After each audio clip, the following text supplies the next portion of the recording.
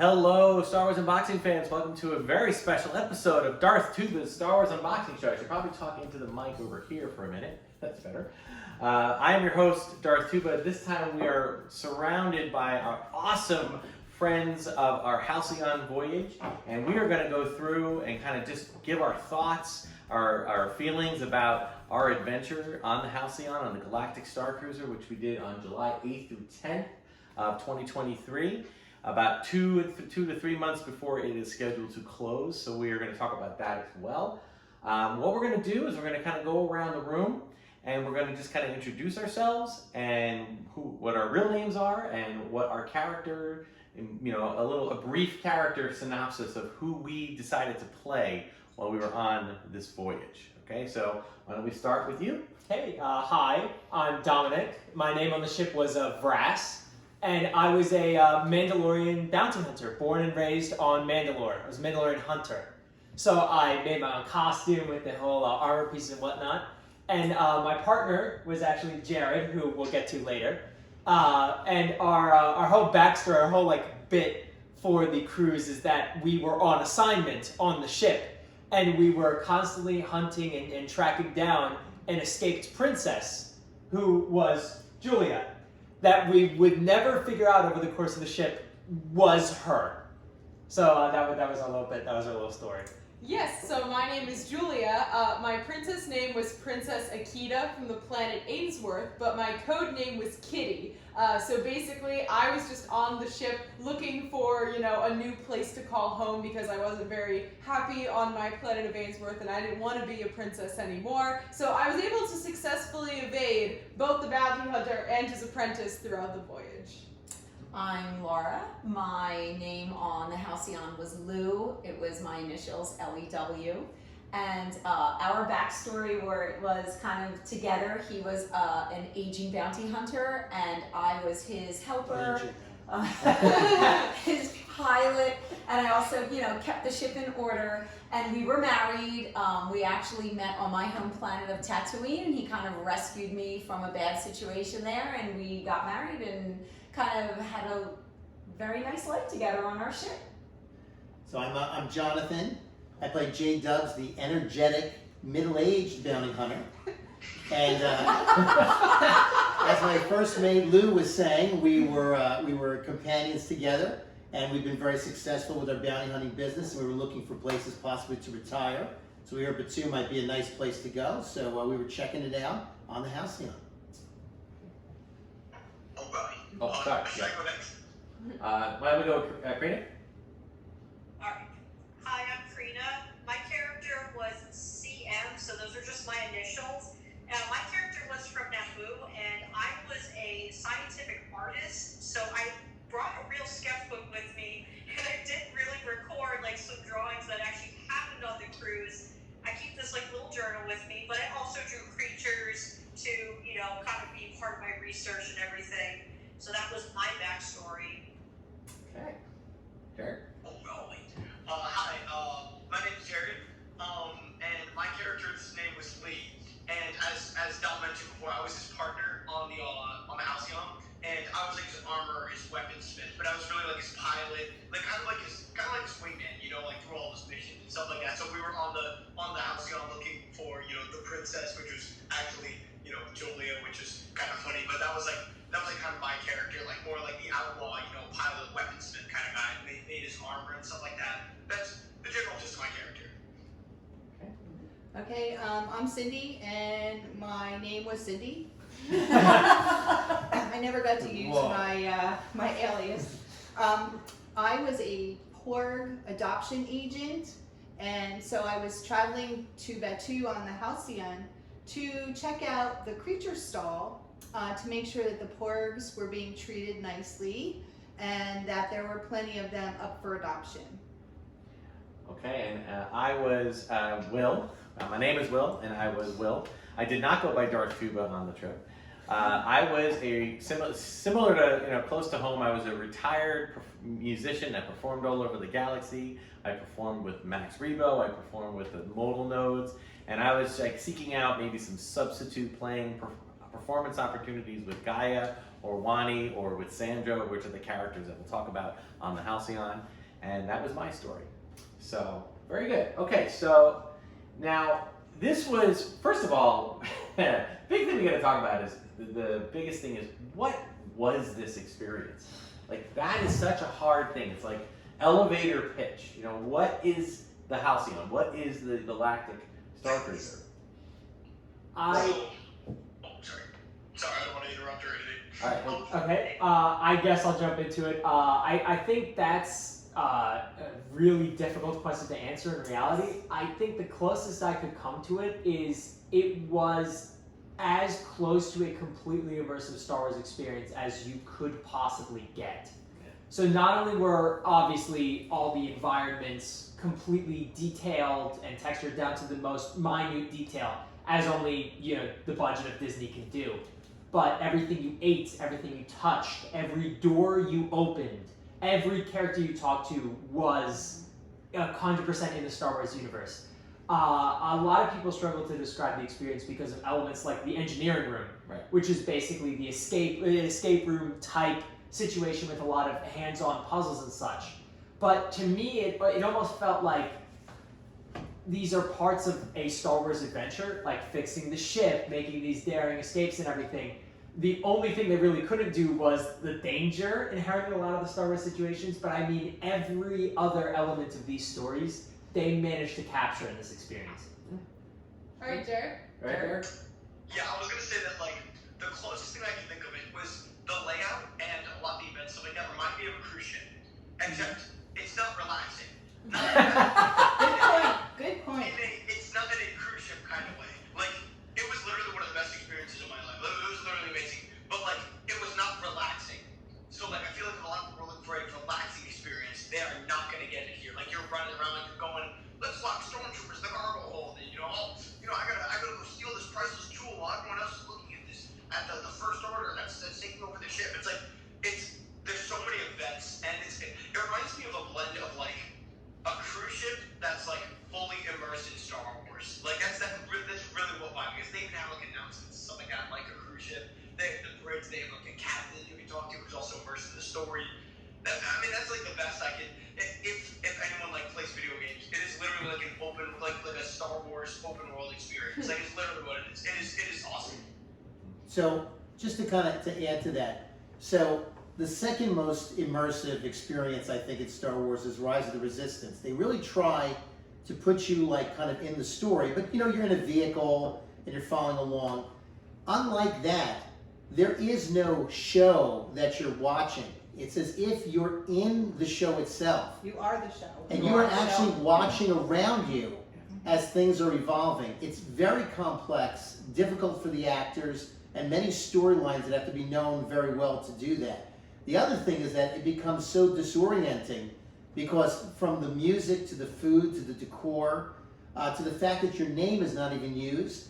They actually have an area that's like supposed to be an environmental simulation room. And I think that's because if someone gets kind of like lost or in that world, they have a chance to kind of escape a bit into reality. Yeah. So it's very, and I think maybe just the limit just to 2 days, because if you stayed there for 5 days, it would actually be psychologically like different. The other thing I wanted to add is I thought of it almost like a choose your own adventure. Yeah. Because depending on who you associated with, you would have like a very different experience. And Right. that's how there were people on our cruise and other cruises that have taken it multiple times. And you could just do different things and it's completely different. Yeah, Right. there have been stories about there are certain paths that you can follow. You can follow the Jedi path, or the Resistance path, or the First Order, or Scoundrel, Yeah.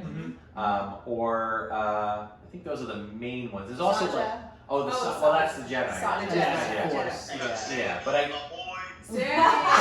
Sammy. I'm not sure he intended to have a path, but Jared made sure he did have one. Yes, the lead path. Yes, for those.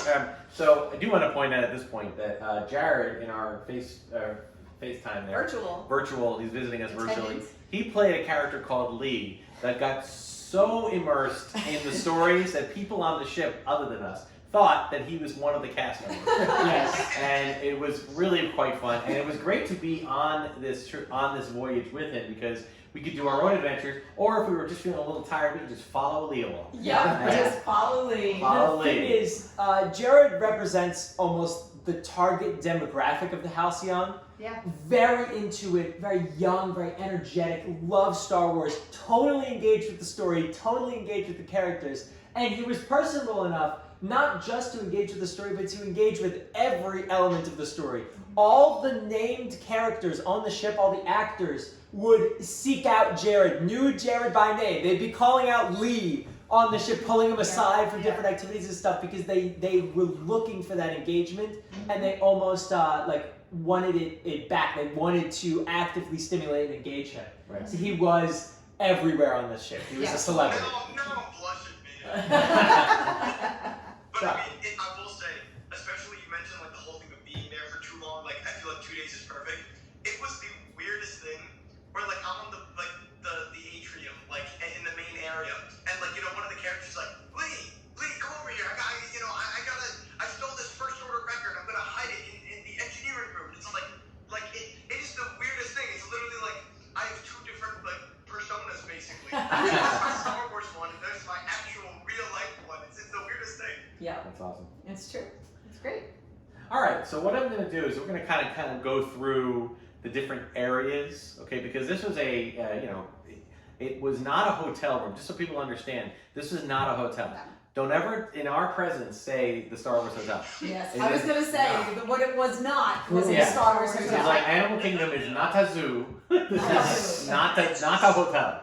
And it's so important to understand that because like Jared had mentioned, it was definitely geared and set up more like, really put in strong quotes and bold and italics, like a cruise ship. Okay, that's what you were doing. That was the story. You The were going. 275th Yes. anniversary. Yeah. 275th Yeah. anniversary of the Halcyon, which is the name of the ship, their first voyage. And they were going on another ship. Now, there was a whole story that led up to the Halcyon even getting here. There was a comic book that came out with a bunch of stories that took place over the past couple of 100 years involving different characters, including characters like Anakin and Padme, Han and Leia. There's Princess and Scoundrel, which is a great novel that came out that took place on the Halcyon. So there was all these things leading up to it. But this space was definitely designed to be like a cruise ship, right? Yes. So don't think of it like a hotel as much as a cruise ship, and it kind of makes sense. So we're gonna kind of How did you guys feel when you first walked into the atrium? It definitely had cruise ship vibes. Yes. Like, Yes. absolutely. Because honestly, we had just been on a cruise, so we were well familiar with a cruise ship vibe, and it did have that vibe. You just looked out the window, and instead of seeing the ocean, you saw space. David had a muster. Muster drill. So That's let's- how we got started. So let's just all right. So we They kind needed a of little assistance. yeah, right. So we had all right. So first, let's talk about just kind of go through the waiting area, the one that we were outside when we first arrived. That is kind of like your the lobby of a theater, right? Where you're still on Earth. They're taking you, but you start to see things like they're starting to talk to you. They're starting to give you they're asking you what planet you're from. They're bringing you in, but it was like delicately. It wasn't They had like a little video giving tips Yeah. and pointers Right. about like make sure you talk to people and you interact and you Some engage. expectations about what to expect. they even had the and cast how- member, right? Yeah. There was a Yes. cast member that stood up and was talking to us, Right. and kind of I think setting people up to understand. Look, this is Yeah.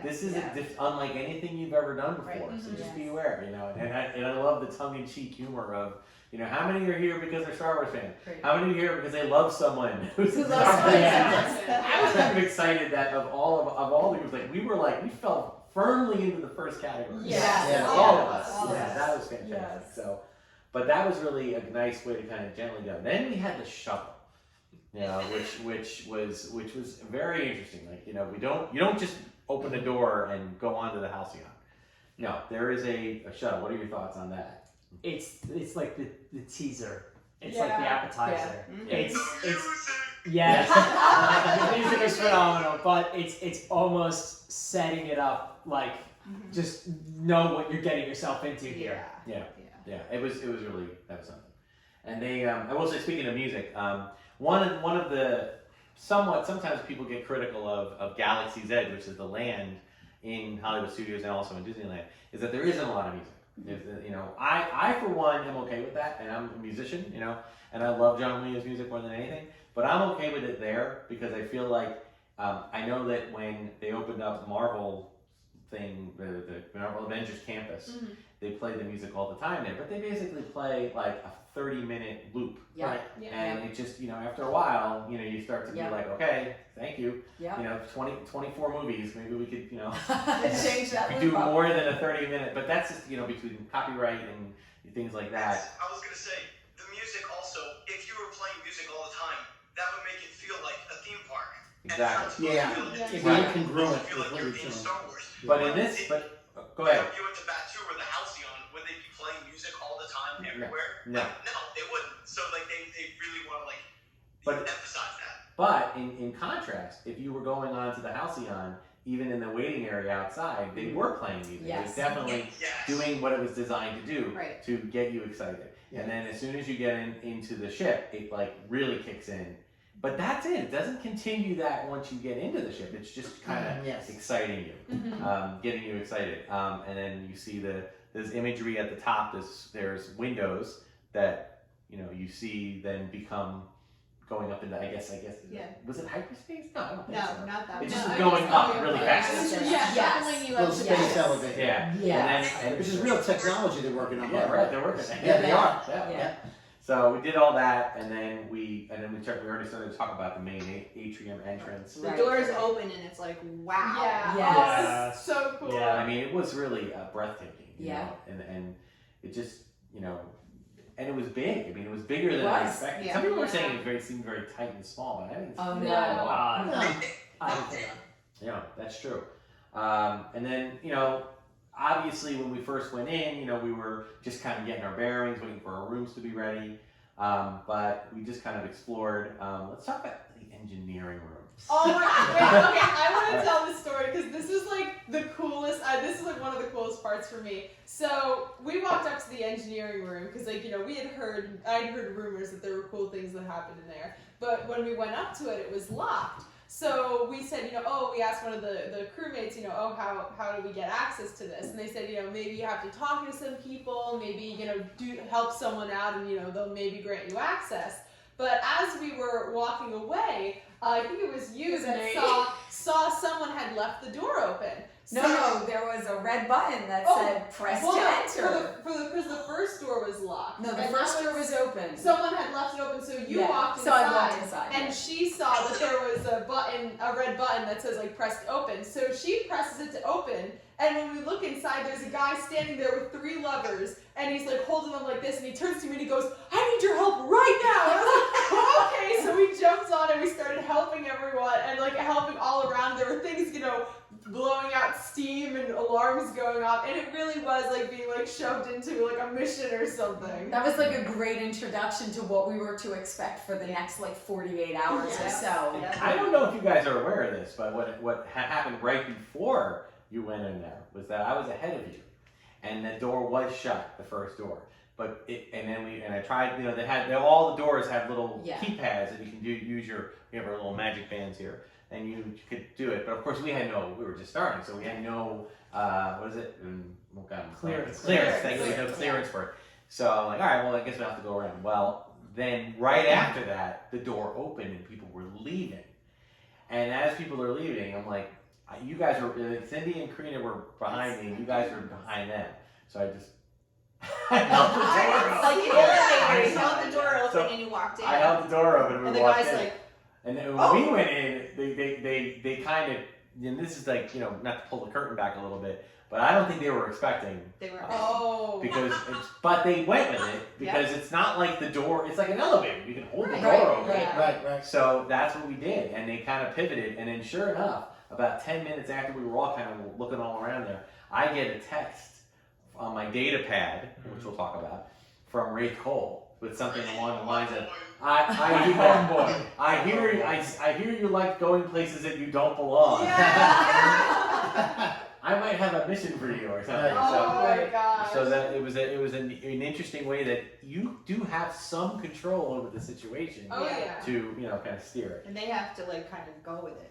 Well, and that's we should probably talk about the data pads too to kind of explain that. So basically, I mean, we got in Earth terms, apps on our smartphones, the Disney Play app, but you get special access to like the Halcyon portion of the app. And one of the ways you communicate with the cast members is they'll send you, messages and missions on the data pad, and you can actually keep track of, what times you have certain meetups with different members. Lee, because he was so popular, would wake up in the morning and have 40 different messages from different people. Yeah. Mm-hmm. Yeah, that was. One of the really cool things, especially, was it talked about like your familiarity with certain characters. The more you talked to them, the more you interacted with them. Right. It also changed like the dialogue, and this was like a weird thing, which we'll get into a little bit later with the actors. But if let's say something happens on the data pad, a certain character says, thank you for your help. I've been with the Resistance.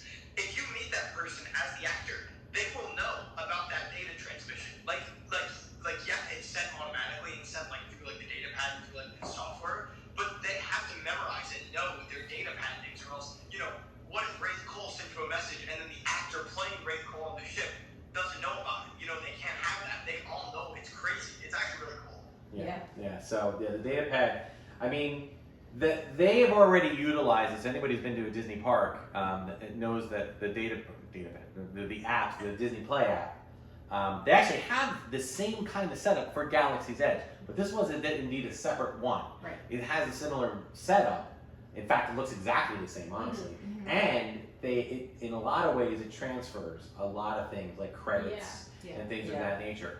But sadly, when we all left the ship on the last day, Disappears. it disappears, goes away. I and took you get to- screenshots. Yeah, So- too. A lot of I took a screenshots. lot of screenshots. I know. Screenshots. That's one thing you gotta warn people, like, make sure you take screenshots. Yes. Yeah. I especially wanted to make sure I had all the crew members. Yes. To make with their actual pictures and their Yeah, I names, took a just to screenshot of that, remember too. who everybody was. So let's talk about the bridge. Oh, Ooh. that was That was so fun. cool. That had to be one of the coolest things. Now, I remember when we were getting ready to do bridge training, you guys almost didn't go. Yeah. Almost. Didn't go. And I was like, oh, I get it. But one of the things I did start to pick up on towards the end of this thing is that the missions, while important and fun and really, when you get things like the lightsaber training, the bridge training, those, and the muster, Yeah. and the emergency at the end, these are points where while you're not, like Jonathan said, you're not really watching the story, you're in the story. Those are things where moments are happening that push kind of an overall arc along. The story.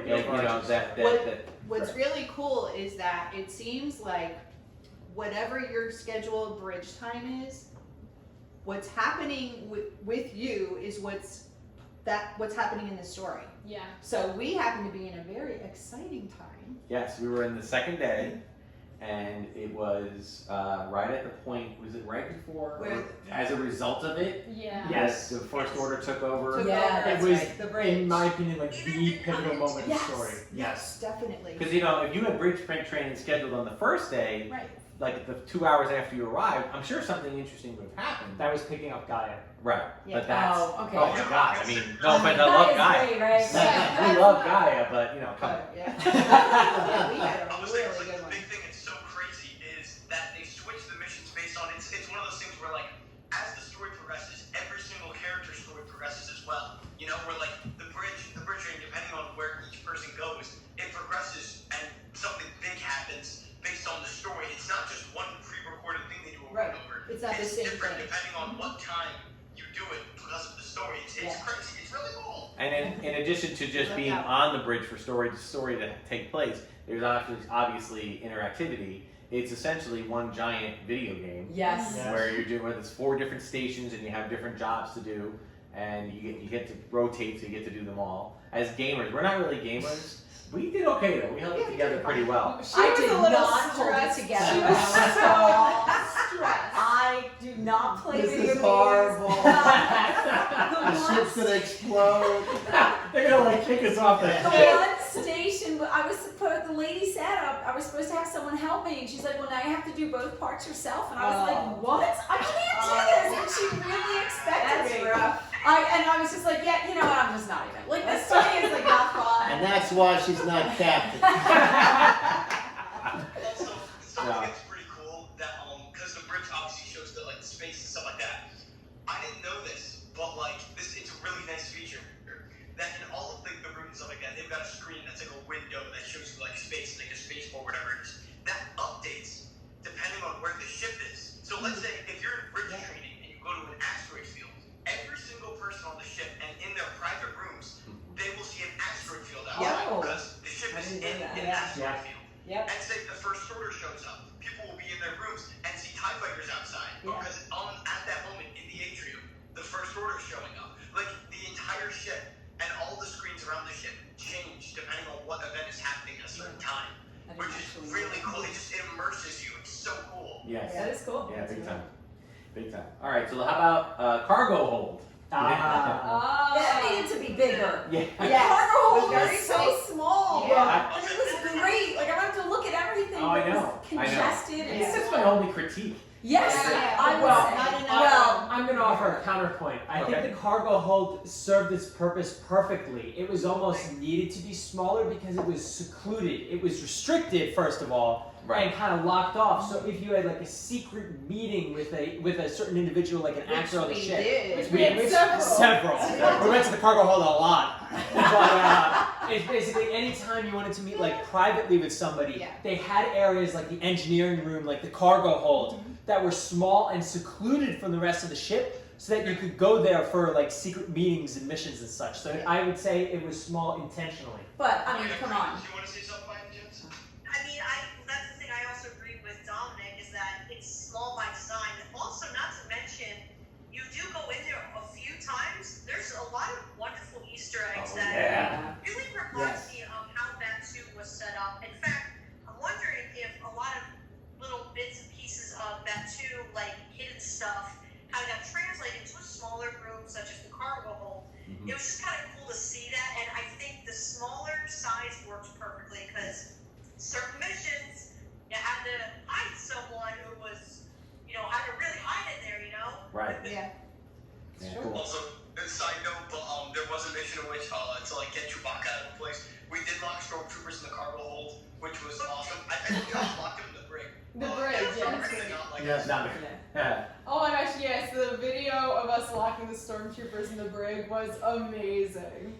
Yes, and the brig was fun. That was connected. No, I didn't have the brig on there. The brig was also connected to Engineering. engineering, right? So Yeah. you couldn't actually lock crawl people in. space. Yeah, there was a way to get out, but What was that, Creed? A kid could actually crawl through. Yeah, maybe not an adult. I couldn't. I crawled through. I could I crawl did. I did crawl through. I was like, what's that? And yeah, let's go. in there. Okay, how about lightsaber training room? that was so cool. I did like the lightsaber training.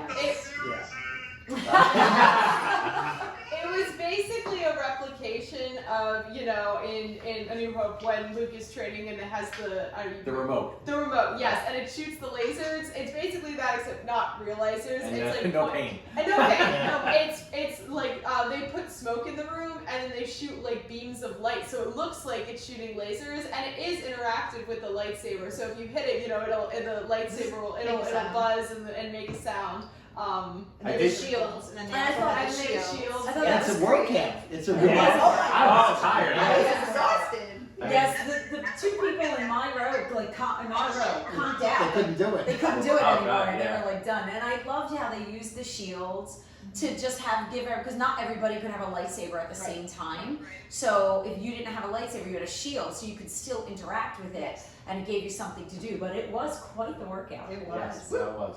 And then, of course, the lightsaber training room serves another purpose if you manage to go in for part of the story, which some of us did. Got a little bit of, The ship I did not see. Yes, that it was- one little scene because I forgot what I was doing. I probably like doing something in the engineering room. Oh, Jared, we were doing something in the engineering room, but we'll get to that. We'll talk about story Wait, moments that later. was like the best. Oh my gosh, that's one part. It's important to know that One of the best parts you of the ship, can't but do everything. Right, You that's a can't- big you thing. Can't do everything. You Actually, can't. this specific sequence that we're talking about is almost like the ending of your respective story right before the big climactic Right. ending on the bridge. So that what they're talking about is what I consider like the Force ending with the Yes. Saja, the Yeah. Force users. Yeah. Jared and I had like the Resistance ending. Okay. We And were not allowed into your into the ending. Resistance We were ending, not yes. allowed there. It's You had to based have on the invitation choices on and the your connections date. that you make. I did Yeah. get into 2 endings. He did. Oh, there you go. Ooh. All right, let's talk about the Crown of Corellia dining room. Oh. And This then- might be a good time to bring up cookies. I need to talk about this. okay. Go for it. I have to say, I think what was most impressive was, and I know we're going to get to the dining in a little bit, the lighting and the atmosphere was extremely well done. It was simple and it was well done, Yeah. especially down to the cutlery.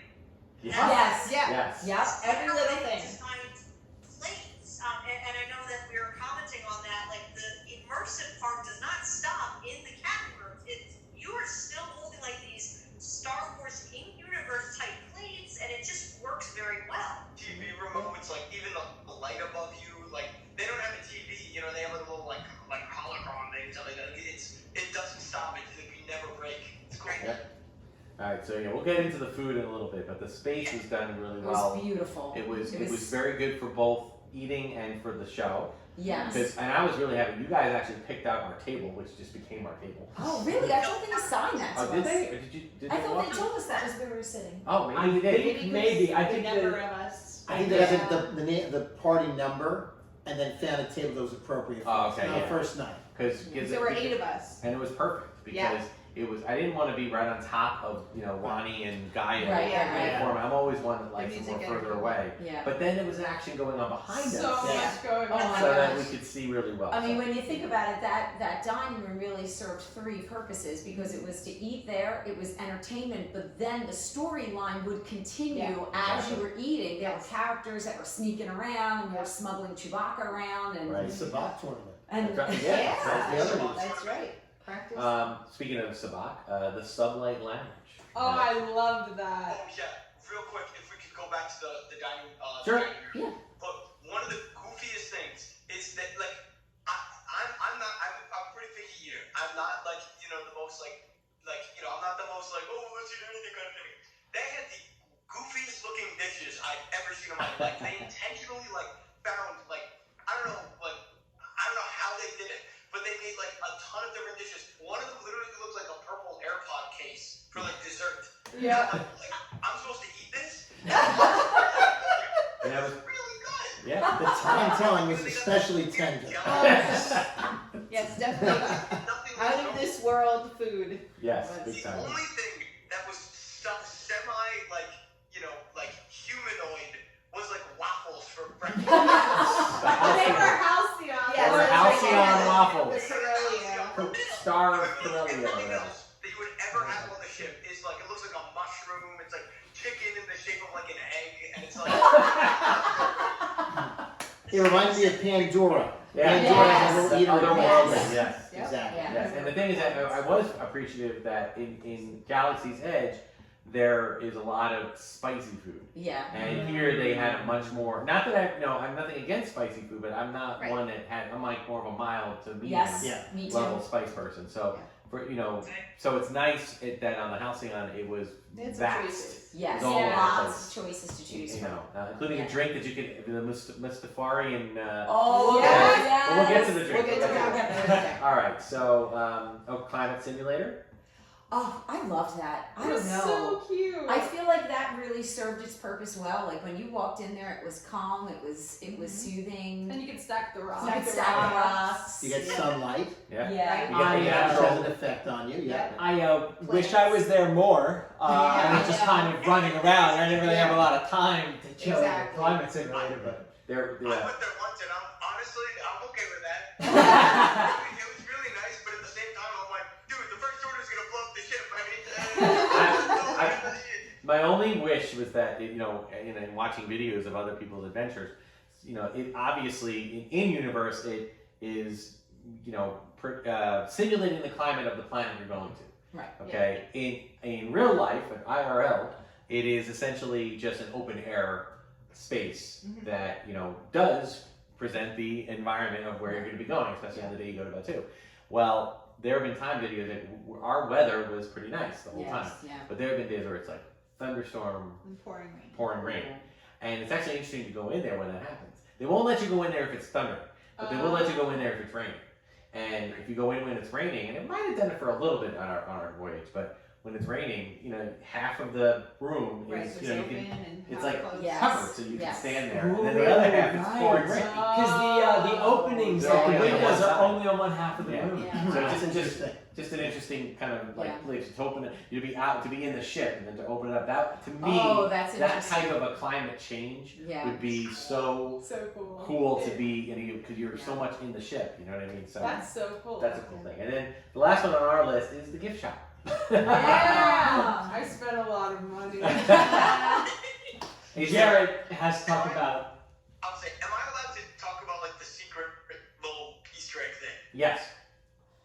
Okay, so the you know the resistance like tagline, like they're like, you know, their Mantra. secret code, their secret message to see if you're part of it is to say ignite the spark, and the person says light the fire, light the flame, one of those two. I keep forgetting what it is. Light the fire. Light the Light the fire. fire, light the fire. That's like they're part of the resistance. So this is like the end of the first day, beginning of the second day, and when this happened, I was ready to just pass out. Like, I'm done. Like, it's I don't know what to do. So there's the gift shop. They got all the nice stuff. It's got the goof, you know, it's got all these like crazy stuff you can get, blah blah blah. This random customer, is talking. He's like, have you sent Ignite the Spark by any chance to the cashier? And I'm like, no, why? And he's like, just go try it. So unprompted, they don't tell you about this at all. They just don't. They don't say anything about it. Secret. If you say Ignite the Spark, they will look around, and because technically the Halcyon is like it's under like supervision of the First Order, they can't outwardly be resistance supporters. You'll say Ignite the Spark to the cashier. They'll look around. They'll open a secret compartment on the side of the table, which has these little pins that look like Halcyon pins, but you can like slide open a secret thing to show resistance stuff. And those are literally unavailable unless you know to say that to the cashier, which I didn't until that random guy told me to. That's cool. That's Which is so cool. I may or may not have. At that point, I was ready to just pass out. I may or may not have purchased all of them. Well, I'll say this: as soon as Jared found that out, I'm speaking my dad, Will, he ran and he did it right before the alarm went off. Yes. Oh. I was in the middle of it, and we had an alarm. Like, oh god. Yes. And the cashier that Jared said it to was trying to get me to ask about it, but I had no idea. She was saying something like, is there anything else you'd like to see? And she was being like super cryptic, and I'm thinking, no, I'm good. I just want to buy my package of supply cards. Yeah, I'm good. I was like, have a good day, bright suns. All right, so those are pretty much all the spaces. Did I leave any out, like in terms of locations? I left room? one, which I'm going to Okay, you're get gonna to. get to. Let me think. No, I think those are pretty much all of That's your, it. pretty much. Yeah, what I you're think gonna that was it. get. That was So, good. which is enough. That's enough. You know. But- Yeah, but let's talk about the cabins. Okay, so obviously Oh we my were on a gosh. cruise, and we were not in rooms. We were in Right. cabins. Staterooms. I would Staterooms. say, as a mom of basically 3 adults, when they said the room slept 5, I'm like, there's no way. Right. I have 3 adult children.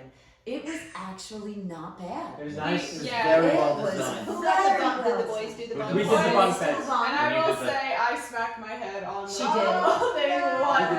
that. Yeah. Yeah. For once in my life, I didn't have to sleep on the floor for a vacation. Yeah. It's true. I do want to take a moment to point out that a little bit of our story Oh. of how leading up to this voyage, just so people out there in YouTube land understand it. So this voyage was originally supposed to happen in last November, and it was originally supposed to just be the adults in this room.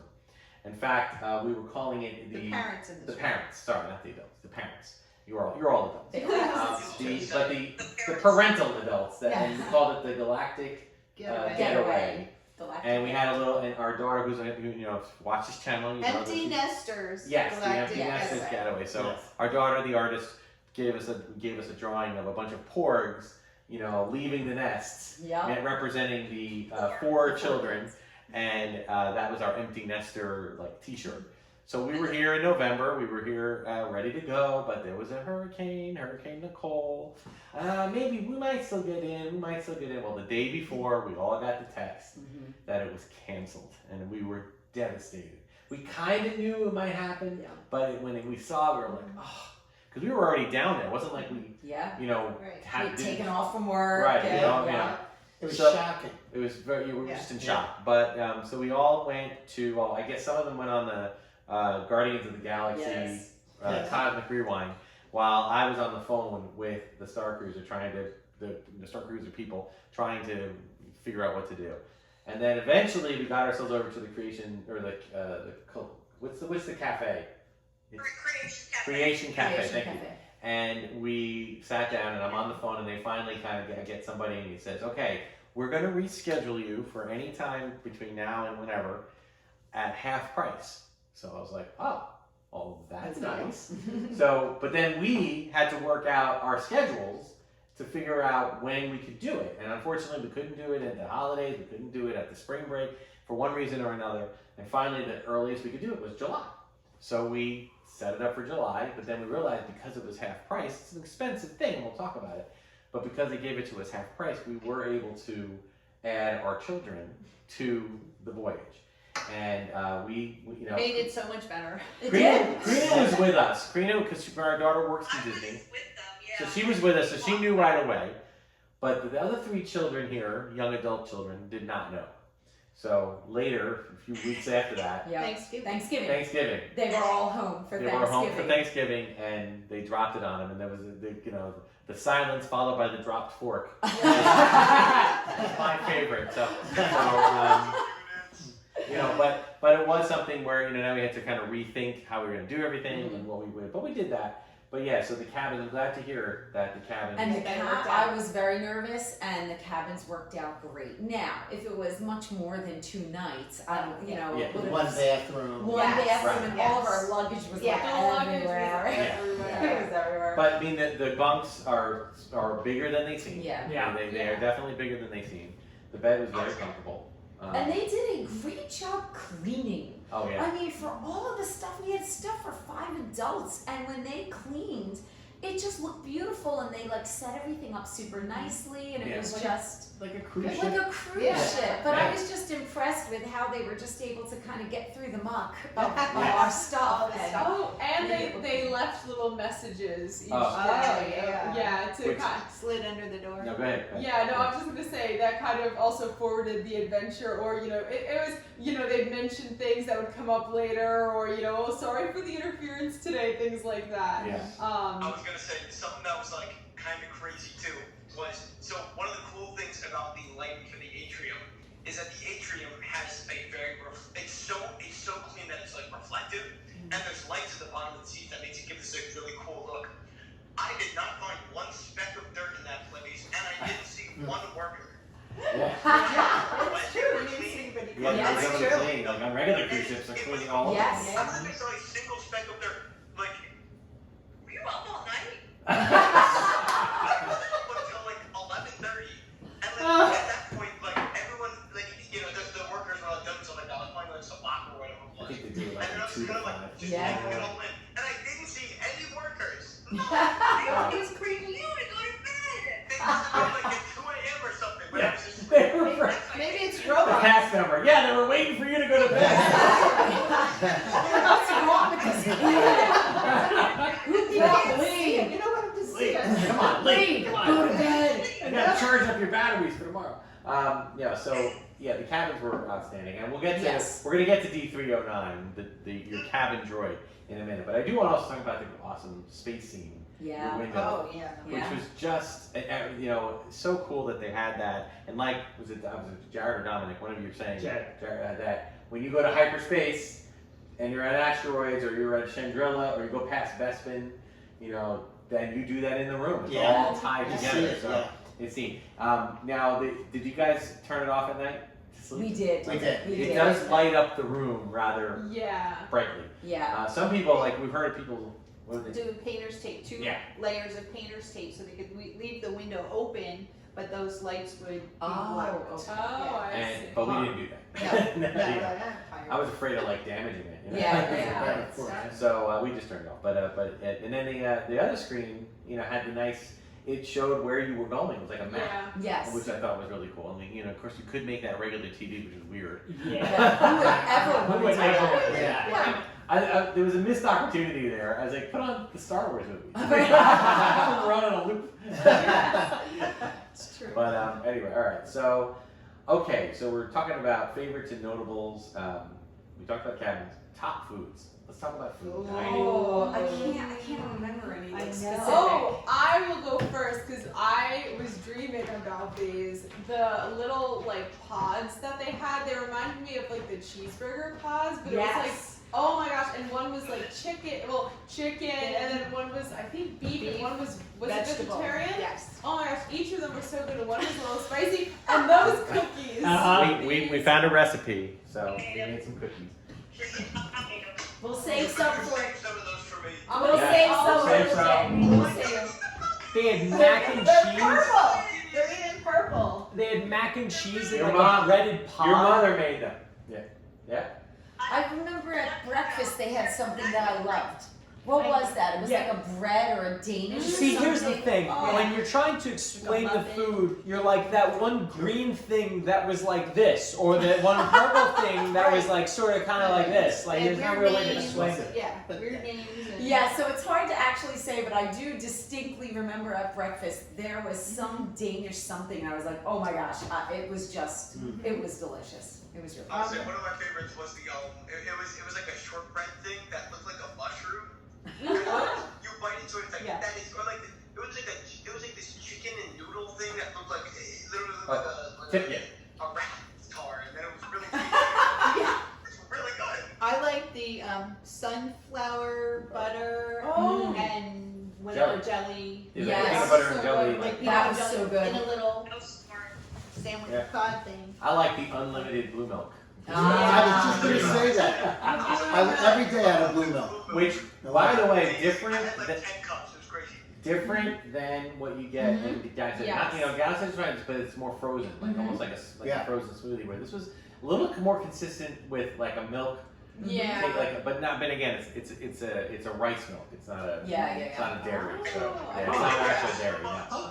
Which is good because you don't want to be out, you know, Choking. going around the tube after drinking milk like that. You know. Yeah, and then the blue shrimp with the Mhm. smoke coming Right. off of it was Oh, like, the blue shrimp was so good, and I know none of the guys in our family wanted to eat that, so Mom and I were. Oh, we totally ate that, eating yeah. all Oh the yeah, shrimp. blue shrimp, man. Blue delicious. shrimp's the way to go. Look. it tastes like shrimp. Oh, it tastes like shrimp. Okay, so let's talk about some drinks.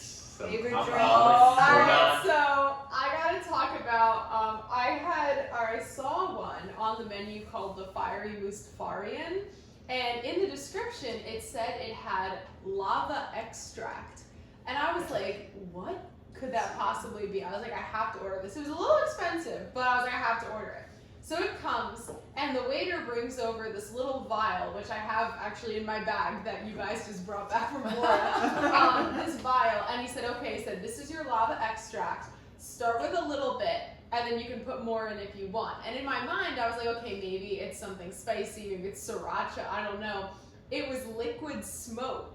So as you poured it in, it tasted like a barbecue and tequila. It was very strange, but I drank the whole thing. But that was very good.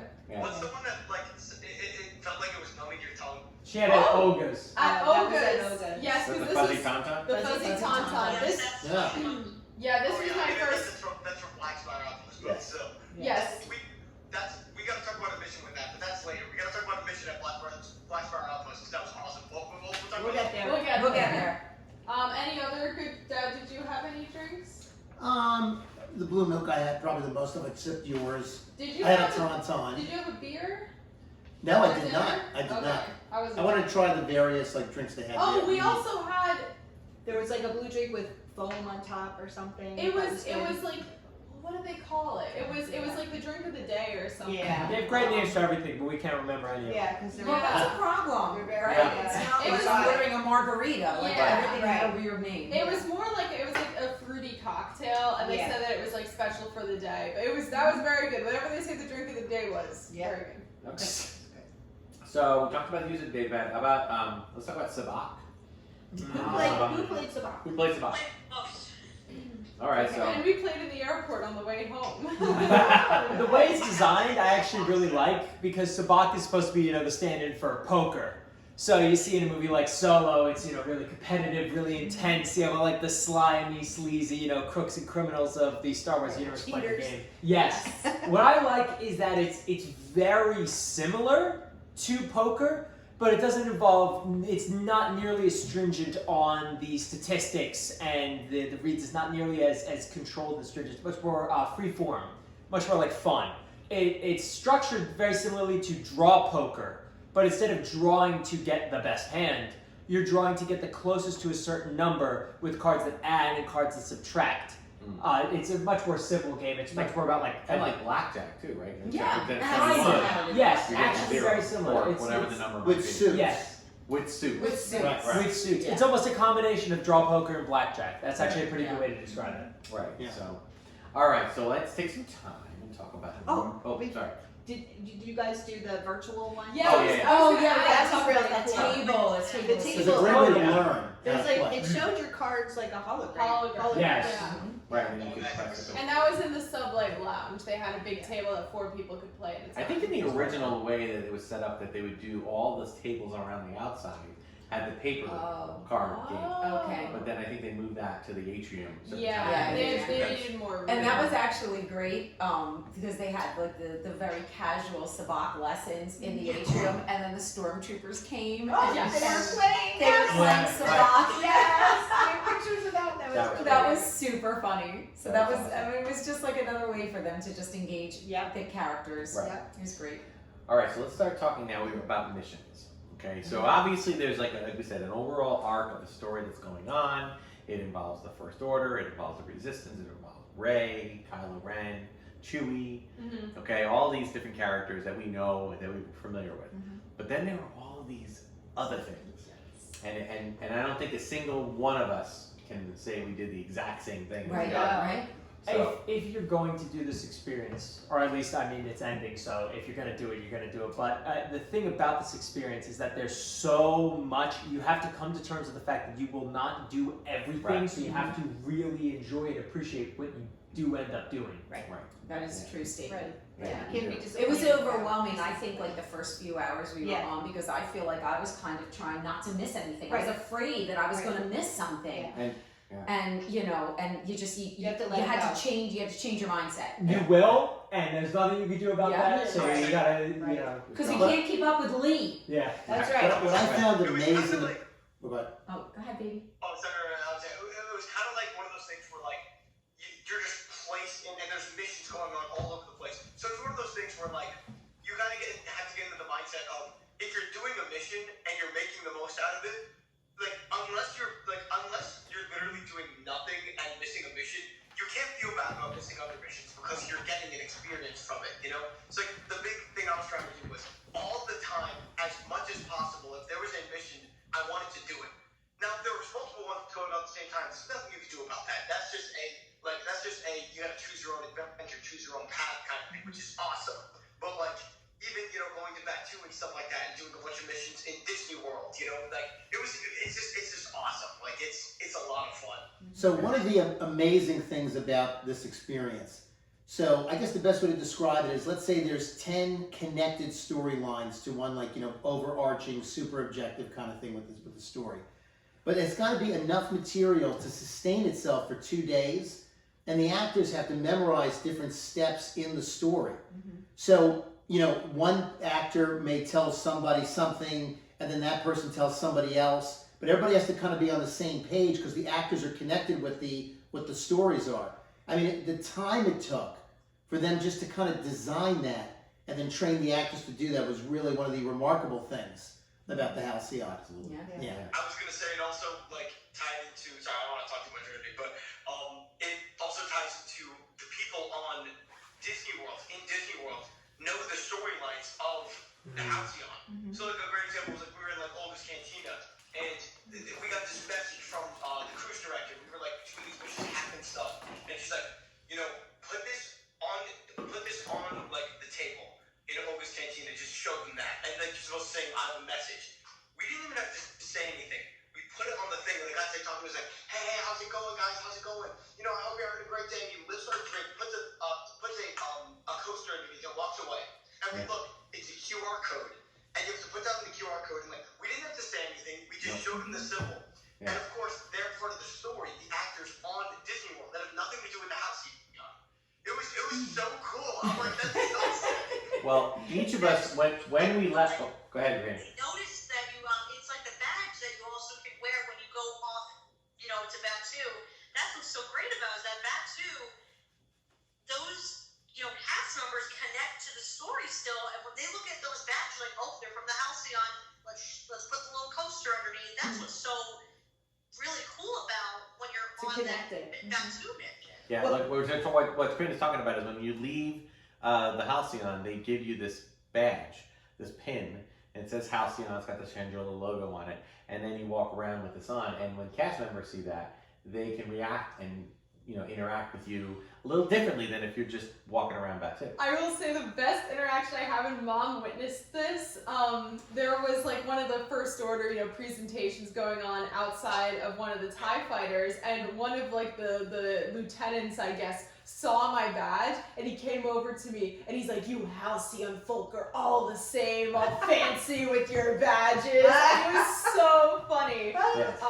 What was interesting too is we were outside of one of the eating places, and a person who had a jacket on from the Halcyon, like the light blue thing, came up to came up to us, and they're like, "Do you need anything?" So they had crew members there, kind of keeping an eye on everybody and making sure everyone was all right. I'm sure they don't want anybody to end up in sick bay. Right.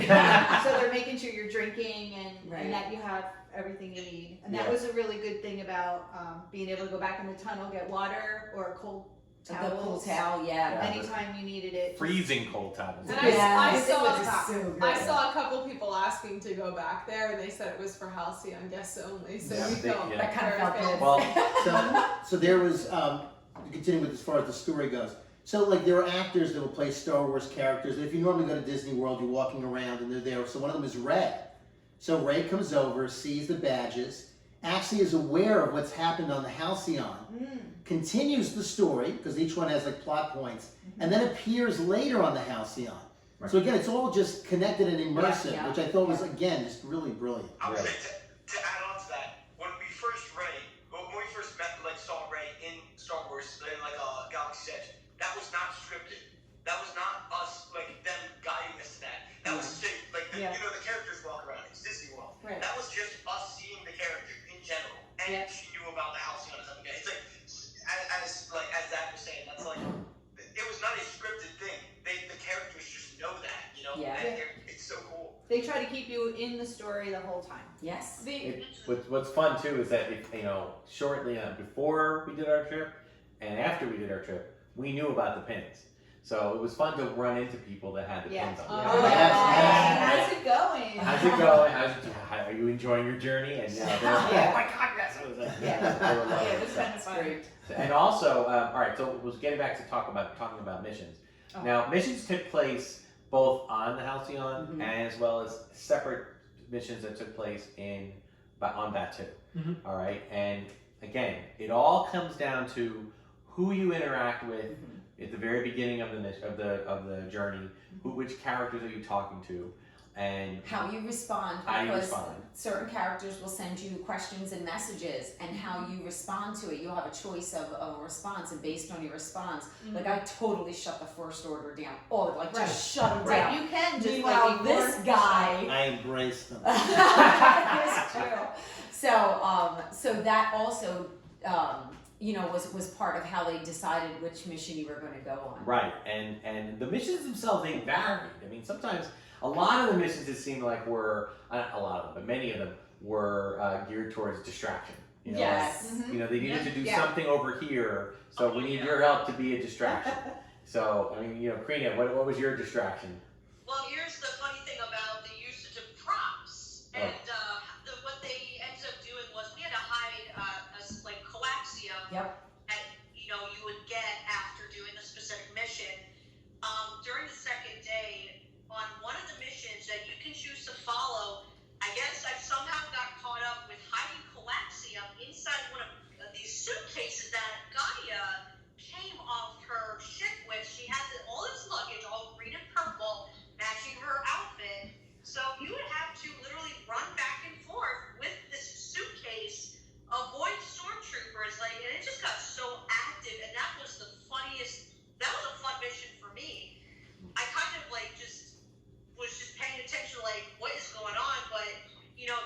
making all these props. They were just kind of, it was passing it forward, passing everything back and forth. It was quite active towards that second day, and that's when all the missions are starting to come together. Right, right. Yeah. I also I was wanted gonna to. say- No, sorry, I'll say you guys. All right, Julie. Oh, I also wanted to mention the mission that was supposed to be just a meeting with the captain, and I think that was that you, me, and who was that? I was there. Were you there? Yeah. I don't think you were. I think I was there too. I The don't one meeting with captain. Ray? With Ray? No, Oh, when no, we were right. in the brig, and we Oh, were I supposed to have a secret meeting. I think it was just you Yeah. and me. So this was one of like the things we were going with we had found a bunch of artifacts from the Saja, I think, or no, that was No, the that was- Holocron. Mhm. I don't know why we got selected for this mission, but she and I got a message from the captain that was like, oh, Yeah. like I have something important to tell you, like come to the brig at this time. And when we were entering the brig, they made us scan our Data pads. and if you weren't invited, like they were turning little kids away. Yeah. And basically, it started off with her just telling us, like, oh, you gotta be, careful. There's a lot of people in this, and then We all were of a there. sudden, were you? Oh yeah, It was in the four of cargo us. hold, and then they pretend they were showing us the box. No, Oh, no, that's this, a is- different one. this was the Oh, brig, no. yeah. And Okay. basically, what happened was, as we were there, we got an incoming transmission from the First Order, and then Lieutenant Croy came on, and we had to help the Millennium Falcon escape like an asteroid field. So we were like protecting the Millennium Oh, yeah, Falcon yeah, with the yeah. asteroid field. So it was so funny because we were there, we're like, oh, what are we gonna talk about, for another 30 minutes with the captain again? And it turned into like an adventure mission. Wait, do you mean the bridge? The bridge. You kept saying the brig, and I was so confused. I How are you? no, sorry, I Like, the meant brig is bridge. very Yeah, we were small. all there. That was our bridge. That was the bridge trade. No, we had another one. But we did, but I don't remember what Well, happened with that. that They do was- mix up. Yeah. They do mix together. I No, cannot we saw them again. It was the Millennium Falcon again. I I give a remember. practical, like older person opinion. Oh, here we So go. on that actual Halcyon, the data pads worked fine. I didn't have a problem. You could clearly see the codes to scan. Everything was Oh, fine. here we go. Once we got into Batu, I was ready to throw my phone over the wall. Over. So there's, depending on what you scan, it has a different puzzle for you to solve. And some of them I had no idea what I was supposed to be doing. I'm holding this thing, and if you don't do it in a certain amount of time, it stops. It disappears, and then you can't do it again. I did get very frustrated. I had a Saja mission, and you did not have a mission, correct? Yes. So thank God she came and she helped me, because honestly I would not have accomplished that mission, because I really felt like they should have said to you, listen, when you get out there, your data pad's going to be kind of like a puzzle. So you have to, it was very difficult. And mine was buggy. It like And his actually I never couldn't worked. actually complete it. He couldn't do his mission. Yeah. And remember the one It's a- time you and I, we were waiting to get into Oga's, weren't you with me? Mhm. And this poor woman, the kids are crying, and she's Yep. like, I don't know how to do this puzzle. It was, Yeah, I I was not the only person kind of And that frustrated. is with why that. you failed. Yeah. No, I did not fail, It because was- she helped me with The it. first I- order will solve the puzzle. It's only people of a certain age. Oh, wait a minute. Struggling. What are you talking about? That lady wasn't old. She was like in her 30s. Anyone under I the age figured of it out. 20 All right, was well, solving the let's say- puzzles, no problem. I will say that I understand everything that Laura is saying, because it is something that there is a gaming mentality with this whole Yes. thing. Yeah. And the thing is that if you're not someone who does gaming, not to say that it wouldn't be something for you, it would mean that there might come trouble. Might need a little assistance. You have to get out of your comfort zone, A little and bit. also don't be afraid to ask for help. Right. Because I do think that if she wasn't there, if I just asked someone working there and being like, because even the one, like there wasn't even just the actual physical puzzle, there was one where you had to like move it to get the beams together. Yeah. Match the beams Like, and then the. Align it vertically, Nobody told me I horizontally, had to and do that. attach She's it. like, oh, this is what you do. And like Yeah. once she showed me, I could Right, do once you it. get the but- idea of it, right. But And anyway, I- I did want to make that point because that was very frustrating when I first got out there. And I'll tell you, but even more what you were saying about the person that you witnessed, that's something that can be really frustrating if you're taking children around. Yes. Now this activity is very stimulating. Yes. Dare I say overstimulating. Yes. Yeah. You can And- sit Depending on what your kids are And like. there were, we did witness a couple of kids. Yeah. that we're having. Oh, and the best, Oh. Croy. Oh, Yes. what was Troy's line? Why don't you go play Play in out the airlock. I mean, it's the greatest when you get to play a villain because you can say Yes. that. Yeah. Yes. And then this was part of our bridge trip when Lieutenant Croy came in, and he was saying, you know, like everyone here was like, oh yeah, sure, we love the First Order, and then he's like, what about all the children that are giving me the thumbs down? Yes. The big, like one of the big things, especially like Mr. Magalios was talking about, like you'll be overstimulating and stuff like that, and like even like the gaming like mindset kind of thing was like I can see how a lot of people can get absolutely like lost and like there's so much to do. It's like kind of like over, like at least for me especially, it was literally like, oh my god, like Christmas morning. You got like Yes. 86 different side quests you got to do, and there's a bunch of collectibles, things to do. People don't know. I'm like, this is great. Right. Like, I know how to do this, but like I'm sure for a lot of people who don't, it's like, you know, they'll enjoy it, but like they might feel a little overwhelmed and stuff like that. Overwhelming. It's like it's interesting. Didn't they have you take a bunch of kids somewhere? How is it? Lee, didn't they have you lead a bunch of kids out somewhere? Oh yeah, and then even after the mission was done, they kept following me. Well, one thing about what everyone was saying about the missions versus on that 2 and then on the ship. One thing that I guess I chose to do was I didn't specifically follow a mission because I know as personally I'm more of an introverted person. I'm a little bit different than say the rest of the people in our group. I don't play video games. However, what I chose to do was I kind of just listened to how the missions were going, and when we were on that 2, I did feel like I enjoyed, you know, doing, you know, the experiences like going on the rides, doing those type of missions where you had to go on the rides. I liked that part because that was a nice connection between that 2 and the mission. So I'll kind of explain. In that 2, you can go on the Millennium Falcon and you can get Coaxium. Depends on how well you do there. So that mission, which was kind of a universal one, that one really worked well because you have to get Coaxium to help, you know, Millennium Falcon get escape. That one worked perfectly. And then of course you did Rise of Resistance. I liked those missions where you had to go right on the rides, and that was great. But I chose to be more of a bystander. I just observed and listened to what was happening so I could kind of get some nice bits and pieces. So that is how I chose to do it, and that could actually maybe be an example of how some kids probably did it because they may have been overwhelmed and they may have had to just listen and just take a back seat on this and just be, okay, what can I do? What mission do I want to choose to get into? Yeah, very Good good, point. very good, very good. So all right. Now let's talk a little bit about the characters.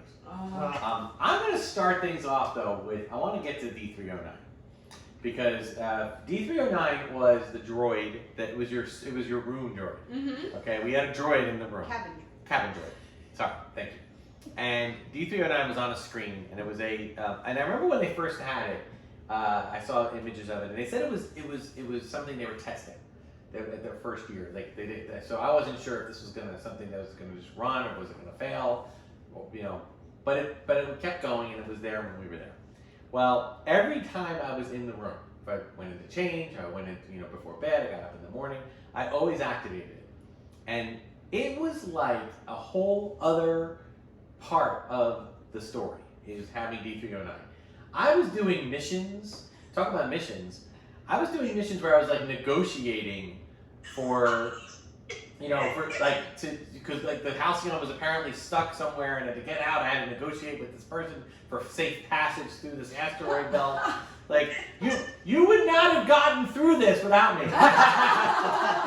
My negotiating skills, thanks to D309. It was this whole other story. And if you notice, we all have kind of blank looks because we pretty much just yelled at D309 to stop offering to tell us bedtime stories. She's like, can I tell you a bedtime story? No! Okay, but if you would let her tell a bedtime story. I wanted a bedtime. The bedtime story was the story of Star Wars, A New Hope, as told by only a droid could tell it. Because the hero, as everyone knows, is R2-D2. Oh, yes. And R2-D2, he saved the day, along with his pesky, annoying human counterpart that played the X-Wing, but it was all R2. So it was a great way to tell the story. She also sang a lullaby for us. That was another nice thing. She had, but it was just such a cute addition. It was absolutely not necessary. Right. But it made your cabin feel interactive, But like then you're you felt still like, connected. like you're still there. You're still Right, doing it. yeah. Now, so I'm sure some people, when they got to their room, all they wanted to do was pass out. That was us. That was us. And Get out of costume, get to sleep. Yeah. But it was a really great additive. So, Yeah. how about Captain Keevan? She was so awesome. She was great. so sweet. Yeah. I loved her. She was pleasant. She was professional. Yeah. She did her job. She had like a Never- commanding presence. You could tell Yeah, she was she's ready got to. a real Captain Stood up- Janeway. Yes. She stood up Very to. conversational. Yes. Yeah. She stood up to Lieutenant Croy. Oh, yes. She gave a lot of Even though sass to she Sammy. was short. Yeah. Yeah. How about Linka Mock?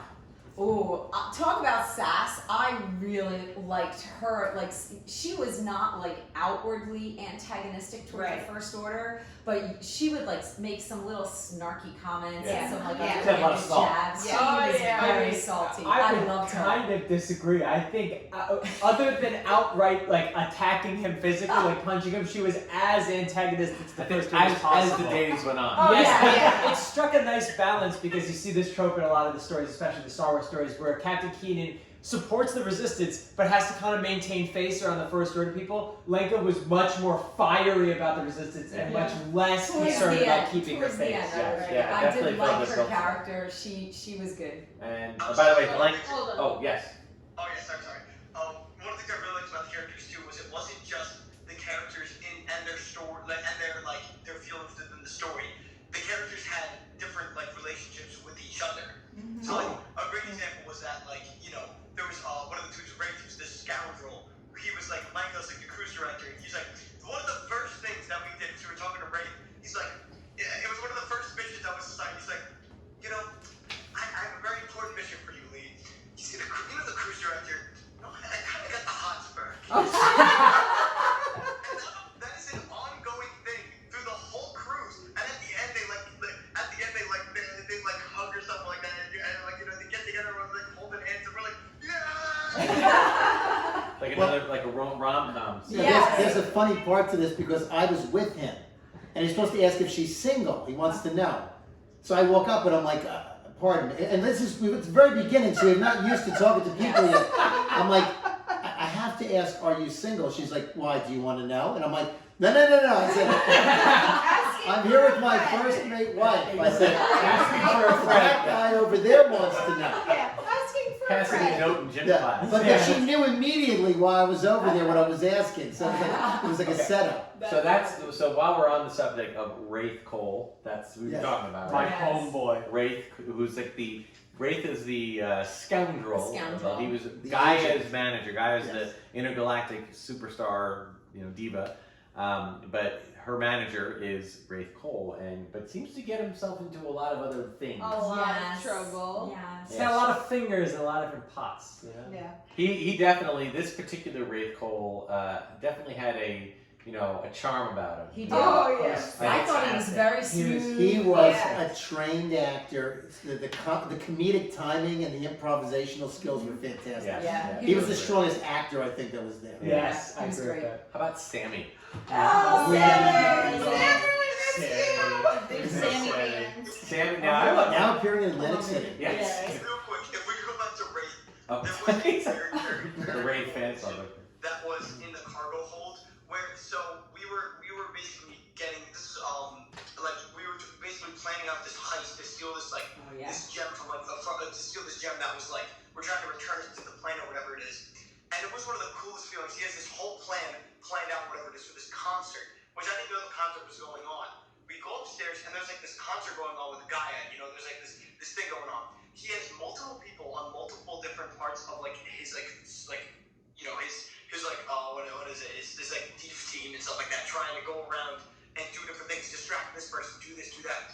We all put a black napkin underneath our match band to symbolize we were part of the heist. And it was so cool because you could see people all over the place sprinkled in the crowd with the black napkins. And no one knew who that was except for the people who were part of the mission. And the other people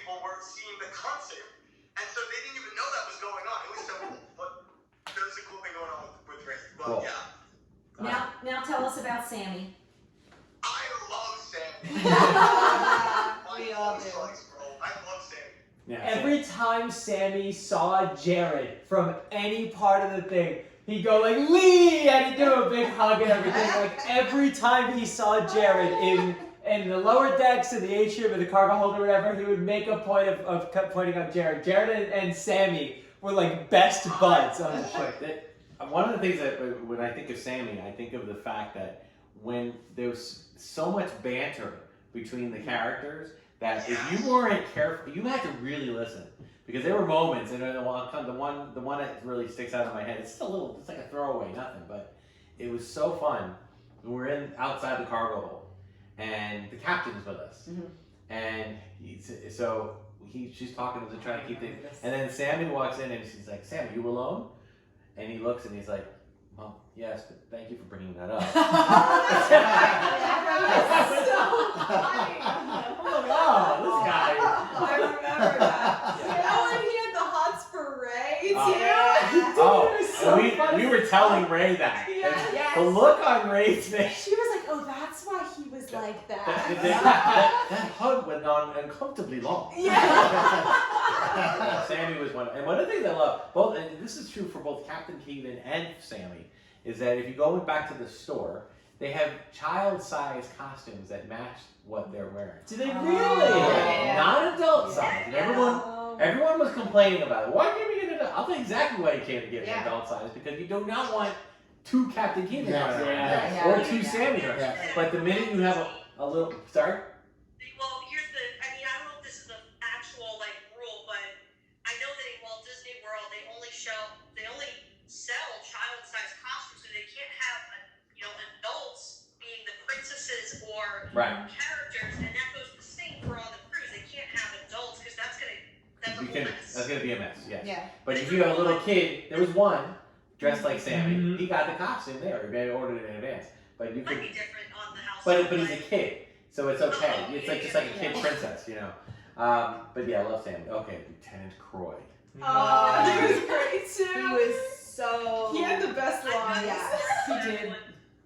The only character to photobomb. Yes. Oh, my favorite Can I picture. tell the story? Yes.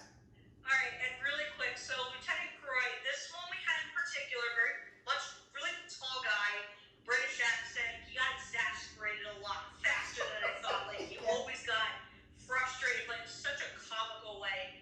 Now we were taking pictures in the engineering room, and we had all 8 of us there, and we posed for the picture.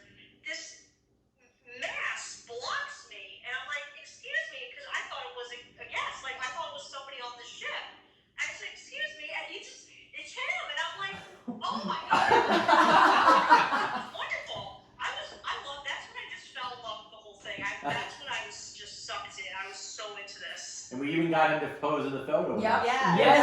It was so good. And actually, shortly after that, so I had my costume included a helmet, and it was a rubber helmet that I bought off of Amazon and painted myself. I primed it and painted it myself. But Croy, after we took the picture and everything, we were just kind of milling around the engine room, commented on it and said, "Is that real Beskar?" Which, for those who don't know, is the metal that comes from Mandalore that their armor is made out of. And so we actually got into a conversation where he was, asking about my backstory and everything, provoking the conversation and everything. Again, kind of engaging and everything. So at the end of the conversation, it was a very intense conversation. You could tell he legitimately cared and wanted to hear what I had to say. So it's a nice way to kind of feel included and feel yes. You really felt for these actors and the characters they played. Yeah. How about the Stormtroopers? Oh, my favorite amazing. They were funny. My favorite part was when the Saja were going through Tai Chi thing that they were doing, and the one stormtrooper with his blaster was trying to do the thing, and he was doing plies. I love when we were trying to play Sabak and he kept looking at the cards over my shoulder, or he picked one up and then he threw it down. They were great. They were great. How about Gaia? Oh, we love that. That was the package, man. She was a really good actor, but she could sing. Yes, She's on Spotify. Her Yes. She is on Spotify. And I gotta say, we were listening to her album when we were driving from Florida. yeah, we were listening to it. I love the music. Yeah. The Yeah. music I was so much afraid fun. it would be like chicken in a pot. Yeah, I know. Yeah, there's Will not some. be named. I mean, even some of the music in Oga's Cantina can be a little bit. Yeah, a little but much. this- No, her music was great. It was Good, very yeah. catchy, and I feel like it was designed for that. Like they wanted you to sing along. Yeah, Like, the Yeah, wanted it's all you to- feeling yeah. all poppy. Yeah. Earworms get stuck in there. Exactly. Right, because we had to dance to it so they could sneak Chewie in. Yeah. Right? Oh yeah, that's right. Yes. And we have Wani. Wani. Right. Oh, she was Yeah. so cool. That was fantastic. No words ever spoken, just So Wani, for those not familiar, is a Rhodian, same species as Greedo, a masked character, pretty much the only masked character. Yeah, totally. But the effects on that mask. Oh my were- God. Facial So expressions, cool. Yeah. the snout would move. They were Yeah, just it was it amazing. was like you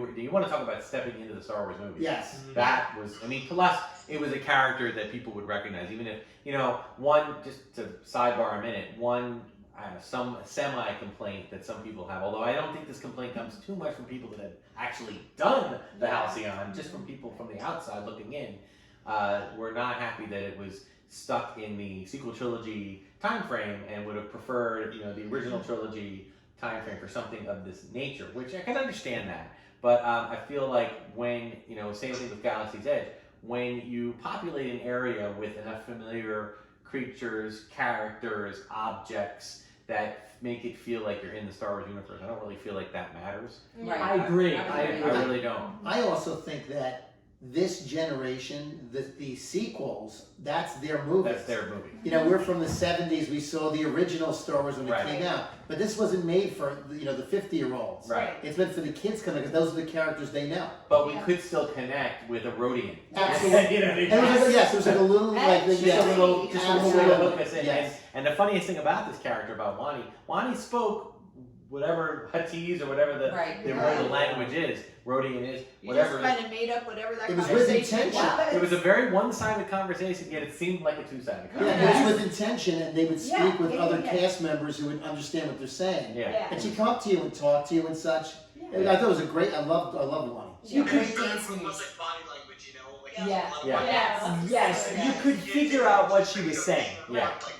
She's a good dancer. And don't forget the importance Oh, of and the the- body The language. instrument, the way she would play. Yeah, that. that was cool. With the hands. And then we have, of course, Sandro, the Yes. troubadour of the Halcyon. Sandro. Disguised as a crew member. Yes. As a as a guest. Yes. As a guest. Who was finally romantically involved with Wani at the end. At the of end. Another cruise. the rom-com Yeah. Yes. side story. But I love Sandra's design because he's not complicated enough to immediately come across as a part of the show. Right. He's supposed to be a little bit of like a subterfuge because his story is that he is a passenger, like Right. a normal guy on the ship. Uh-huh. But slowly you're like, okay, they're including him like way too much. Is he like an actor? And it turns out he is an actor. It's almost as much as Lee. Yeah. Lee had more lines. Lee actually had more lines. Jared, what were you gonna say? I was gonna say, one of the big things, was, this is a kind of side note, but, it was the weirdest thing. It was like the first day we were there in the dining hall. I saw people in normal clothing with the characters, and I'm like, they look so weird. What the heck? I'm like, oh my god, they're wearing normal stuff. A normal t-shirt with normal shorts, and they look weird. Yeah. They look out yeah. of place. Yes. It's the weirdest thing, 'cause, you've got some dude dressed as Cat Bane walking around. And Yeah. then, we're Oh, Star Wars yeah. stuff, Tall people are Paul. walking out in Tall zip Paul. robes. Softball. And we don't even give him a second glance, right? But if Yeah. someone's wearing a Galaxy's Edge T-shirt, we're like, Although- what is that? I I'm do have just to. staring at them. I'm like, they look so weird. What are you Like, they're guys wearing doing? normal clothing. It's I so do. weird. I do have to give props to the one character who was. Where are you from? When they say, "Where are you from?" Pizza Pizza Planet. Planet. I've never heard of that before. It's delicious. and to his credit, he had the Pizza Planet shirts on, t-shirts and stereotypes on the whole time. Nice. So he was from Pizza That Planet. one was from Pizza. But that ties into something else, guys. That was really neat. Is that and I've seen this. It's happened on Galaxy's Edge and all that too, but it's in a whole other level on the Halcyon. It was just the amount of interaction that guests play. I mean, we all dressed up. We all did that, and the vast majority of people did do that. So when someone didn't do it, they kind of seemed out of They place. stuff. But the level at which we saw that, and we mentioned, we're joking about Tall Paul. There was a character, a guest, not an actor, not a character in the story, but a guest who dressed up as basically Cad Bane. Like, And when I say he dressed up like Cad Bane, it was a very impressive Cad Bane. And he was also, he had to probably be close to 6'5", 7 Yes. with feet. add another few inches with the With hat. the boots Yeah. and the hat. Yeah. And this guy was, intimidating. And but there were other people. There were people wearing leku. There were Yeah. people Yeah. doing the makeup. In the Florida heat, mind you. Yeah. Yes. One was Gaia. The one lady was Oh, Gaia. yeah. Yeah, it was Yeah. crazy. So just to see that added to the whole thing. That added Yeah. to the whole like storyline of just seeing all these characters. And I'm happy to see that so many people did that. Let's talk about the Saja. Aw, I love Oh. them too. They're not one. That's not a name. That's a group. Right. Yes. Which are I Very guess, spiritual. how would you describe them? Yeah. How would you describe them? I would say Spiritual, kind of? Go ahead, Chris. Spiritual, like they use the Force, but I don't know if they're not the Jedi though. No, They are not. I They're think the guy from I thought of Rogue them. One. Yeah, like Right? Chirrut and Baze. Like Yeah. the- Yes. those guys were That's like it. they had a job though. They were the guardians of the wills. Okay. They were the guardians of like the Jedi Temple or whatever. So maybe not guardians, but maybe like keepers of the stories. like Right. that. Yeah. They were definitely Makes not Jedi. Like they were No. not Jedi at all. I But think- they were Their one with the mindset. Force. They used the Yes. Force. They were able to use their understanding of the Force to do Right. the lightsaber training. Yeah. I don't know if this was meant to tie into it, but if you read the novelization of The Force Awakens, in the very beginning when you see when we first meet Poe and he's with Lorne, whatever. Oh. Oh, I yeah, can't yeah, think yeah. of his name. Yeah. The The one. Yes. yeah, right. Lorne Santeca, I think his name was, right? Okay. And they were on that with all those villagers. Mhm. I think those villagers were actually meant. They were people that actually believed in the Jedi and the Force as a religious aspect. Okay. They were followers in a more religious aspect. They did not have Force powers, and the Jedi, remember, at the point of Force Awakens, Yeah. were all but extinct. Yes. So they hadn't really picked up yet. And Luke Skywalker had vanished. So these people were definitely people that would want to find Luke Skywalker. yeah. So I feel like they were like the keepers of the flame, if you will, the Jedi flame. And I think that's kind of where the Saja Yes. kind of stemmed from, I would maybe. agree. I also want to add in our little Saja mission that we got to do at the very end. Basically, we found, this is what I was talking about before, the Saja artifacts that we had found with The The Jedi, Jedi artifacts we found Right. on Batu. That was Yes. my mission. That was we her helped with. mission, and then I was able to tag along, and City did that too. And then we ended up seeing a holocron. They had us in a room. There were, what was it, maybe 12 people Yeah. in Yeah, total. there were not a lot. And Ray was there. Yeah. And Yeah. that's right, Ray. So just the I, four of us. it was on my data pad because they even checked it. That's Yes, right. they checked us in. And you were with the First Order, and then No, he wasn't.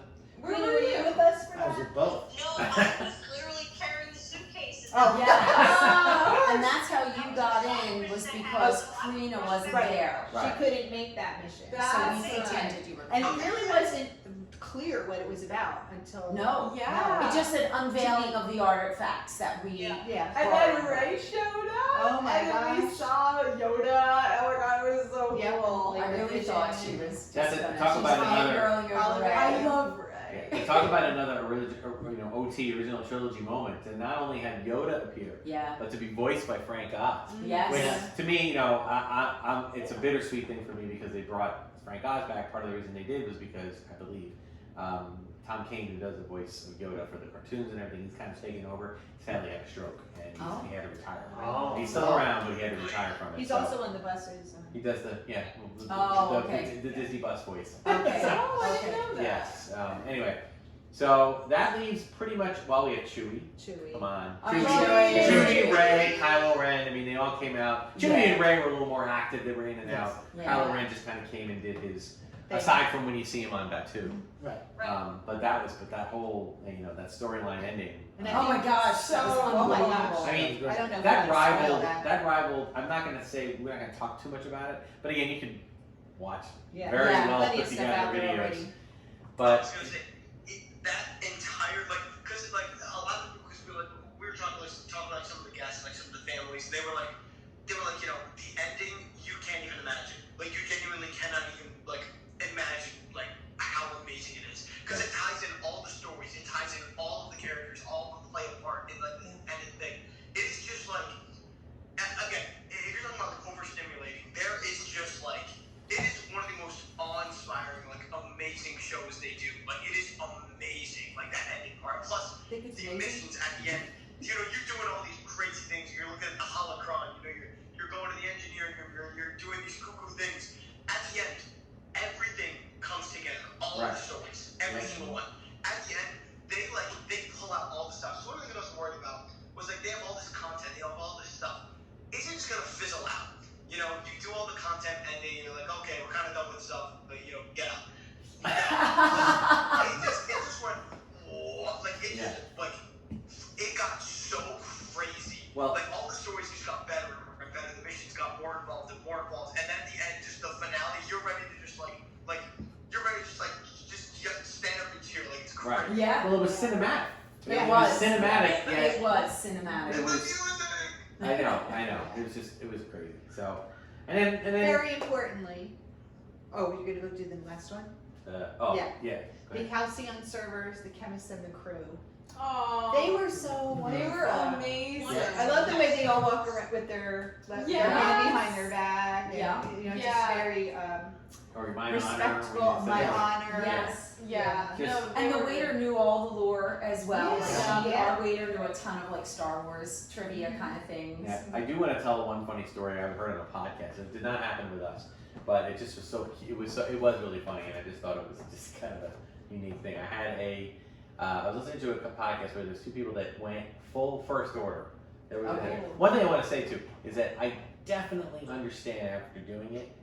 I now understand. Before we went, we would be following a lot of people that were now going on their third voyage, their fourth voyage, and now it's, you know, on the one hand, I don't think they should be advertising that because people. Yeah, because people. There were a lot of people that didn't get a chance to go on their first voyage. Right. So I just think it's kind of, kind of hurtful to brag about It's it. bad form. But at the same time, I understand it because again, you can't do everything.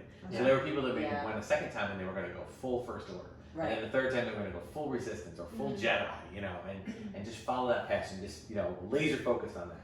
So in this particular instance, there's a husband and wife, and they were both playing full first order.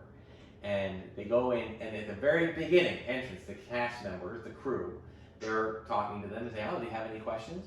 And then one guy says, "Yes. Do I need to show you and check in my thermal detonators?"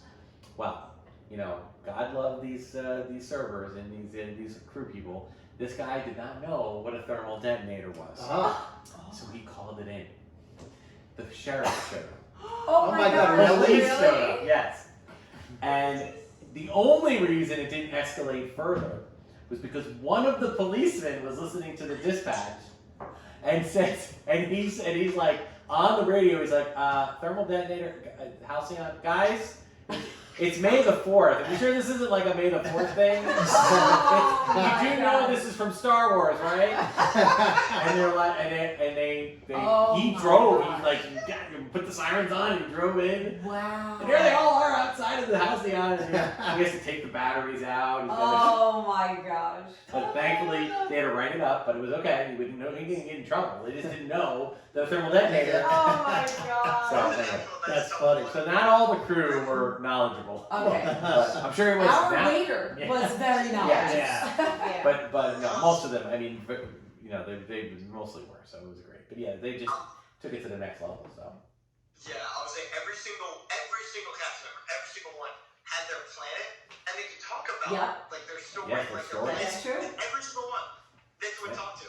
Fully formed characters. Yes. Yes. Oh, one character I forgot to mention. We got our little droid. SK620. Yeah, he got bolted for a while. He got bolted. But the Sajak took the Now, I will say this: like in Star Wars like lore, it's this big. the restraining bolt. Yeah. But they needed to like lock him in. This Well, huge- also, thing. the restraining Like a bolt parking was on. boot. The restraining bolt was on C-3PO and R2-D2 throughout like a lot of A New Hope, and they were like walking around. Yeah. Yeah. I know. I Put think the that's restraining why. bolt on SK, he's done. He's Yeah. solid They literally, it was the side of his arm, like his foot. It was crazy, but he was a great. I mean, obviously they were channeling. They were channeling R2. He had even you can even hear. See if I can get him to make some sounds. He was making sounds. Let's see. And do I have here? He has a restraining bolt on him. Yeah. It's back. Oh man. Oh, here we go. It was lovely to see Yeah. the droid actually going through, like, Yeah. because in real life, that, again, Yes. another whole cinematic, and it was really cool. Same R2. Yeah, so it's basically R2. But then when they would do something bad, he would go. "Oh." And then the entire audience. "Oh." It's like, kill other people. It's fine, but don't hurt the droid. Lieutenant Croy would be like, oh, don't say, aw, it's a droid. Wait, Great. I'm sorry, that just made me think of something. Because I was with Lieutenant Croy and there were a couple of kids there with him. And the kids were obviously like on a first order mission. And Lieutenant Croy is saying to them, he's like, yeah, like, the Jedi are on this ship. Like, what are we going to do? Like, we have to find some way to stop them. And one of the little kids goes, how about we kill them all? And Lieutenant Croy goes, I think there's some other plans besides mass murder. Even Croy was like, damn. Whoa. Even he draws the line. Hold on, Jared, hold on. Go ahead. Go ahead. Croy had some of the best one-liners Oh, out God. of like anyone on the ship. Because he was quick with it too. Like he was like, he was like making a bunch of jokes and stuff like that. Even some of the other people had like really good like improvisation and stuff like that. Like one of the kids, he like hit his head on a stair. The kid was kind of annoying, so it was kind of like. Oh my god. But like Sammy was like, oh man, hey, don't worry, he's just hurt. He got hit by a bolt blaster, like in the head. You gotta be careful. He's very hurt. And even the thing we were talking about, like where Croy's talking about like putting people in the airlock and stuff like that. Yes. Their improvisation is so good. Yeah. Alright, we talked a lot about the Batu excursion, but I yeah. do want to talk about the Little shuttle to, disappointing. and more importantly, from Batu. Batu. Going there was so cool. So Batu, the shuttle, you go aboard the shuttle, and it's actually a shuttle. It's like it's a contraption that is taking you physically from the Halcyon to Batu. Now, I will say that to get into real life for a moment, it is really just driving backstage to the entrance to where the side entrance where you can enter into And Batu. someone just posted a picture where it broke down, and so they took a picture of it, and it's an ugly box It's a truck. box truck. It's a box truck. But people complain about that. They're like, why would we care? Right, It's yeah, a box right, truck. right. It doesn't matter. What does it matter? It I mean, was so cool. I think they might have done a was. slight budget cut by not having a screen, like showing Oh, flying through right, space. Well, who cares about the outside? It The was whole point is fun. that you see the inside. Right. Yeah. Now we It did, was but what great. we're talking about is on our particular day, Voyage thing. our voyage. When we went down via the shuttle, but To sadly Batu. to Batu, and then we did our missions and had some fun. And then when we came back, they escorted us backstage Yes. to a coach bus, to a Disney bus, for which we just took it was, and they just took us backstage with the windows up and everything, just to get us over to the same starting area. Yes. But then we went through and kind of hang out left or right or wherever, and we were in the cargo hold. Yes. Yeah. Yes. So on the one hand, I thought, well, that's an interesting twist. Yeah. But I don't think it was supposed to be. no, like I that. think there was something wrong They with the must truck. have- yeah, it Okay. seems like they have a lot of trouble with that truck. Maybe the truck is That having shuttle. issues. So that's the only time that we really went or were taken out of the Yeah. story. Yeah. So we're a forgiving bunch. It's okay. I was gonna say, honestly, I didn't even remember that until Yeah. you told the story. Yeah. So Yeah, I that know. clearly did not remove me Next. from the Star Yeah. Wars theme. Yeah. So, all right. So we can start to wrap things up here. But so everybody go around the room and give me one of your most fun or exciting or memorable moments on your journey on the Halcyon. Starting with. I gotta look at my Starting. notes. Yeah, putting me on the spot All right. here. Well, does anybody have one right away they can jump I in? think I do. Jonathan does. So, so what happens sometimes you're just like standing around and someone will pull you away, okay? So Gaia's going to be leaving, and she has some material, like these like pyrotechnics or something, in a maybe it was coaxium. Oh, coaxium. And she had like that was in. That's what Karina was talking That about. was in her Coaxium suitcase. luggage. So Croy is coming down to interrogate them to why she has that, because they found it. So she pulls me, she goes, all right, listen, we need an excuse to tell Croy. So Croy's walking this way, and I'm the one who has to give the reason to him.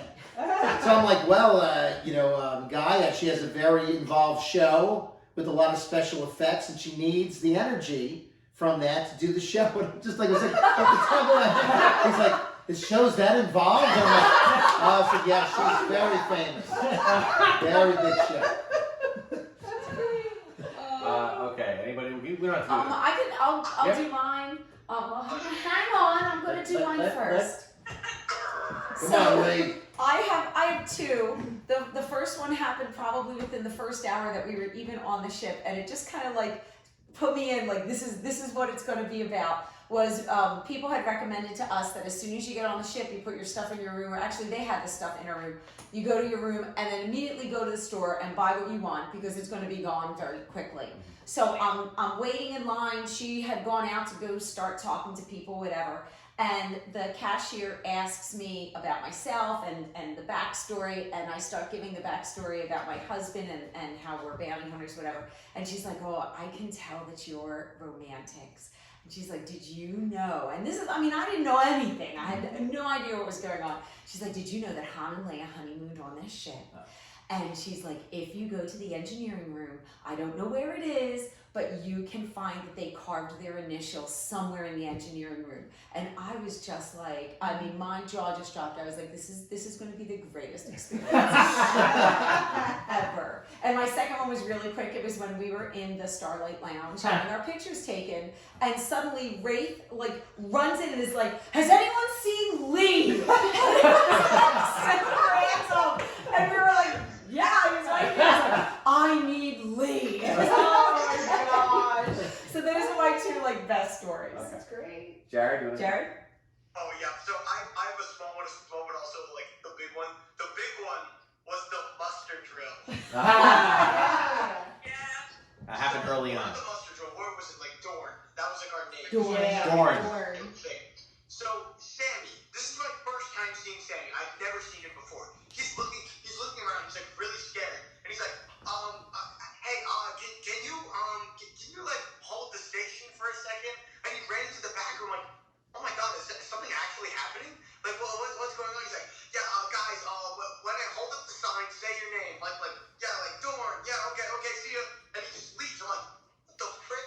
So I get upstairs, and I'm talking to everybody like, so how's everybody doing? Yeah, doing pretty good. Yeah. And I see Sammy running around. The captain starts to say, welcome everybody to the Halcyon. You know, Sammy's running around at the top of the ship, like panicking, like pressing buttons and stuff. And he's like trying to interrupt the captain. He's like, I'm sorry, the first order is here.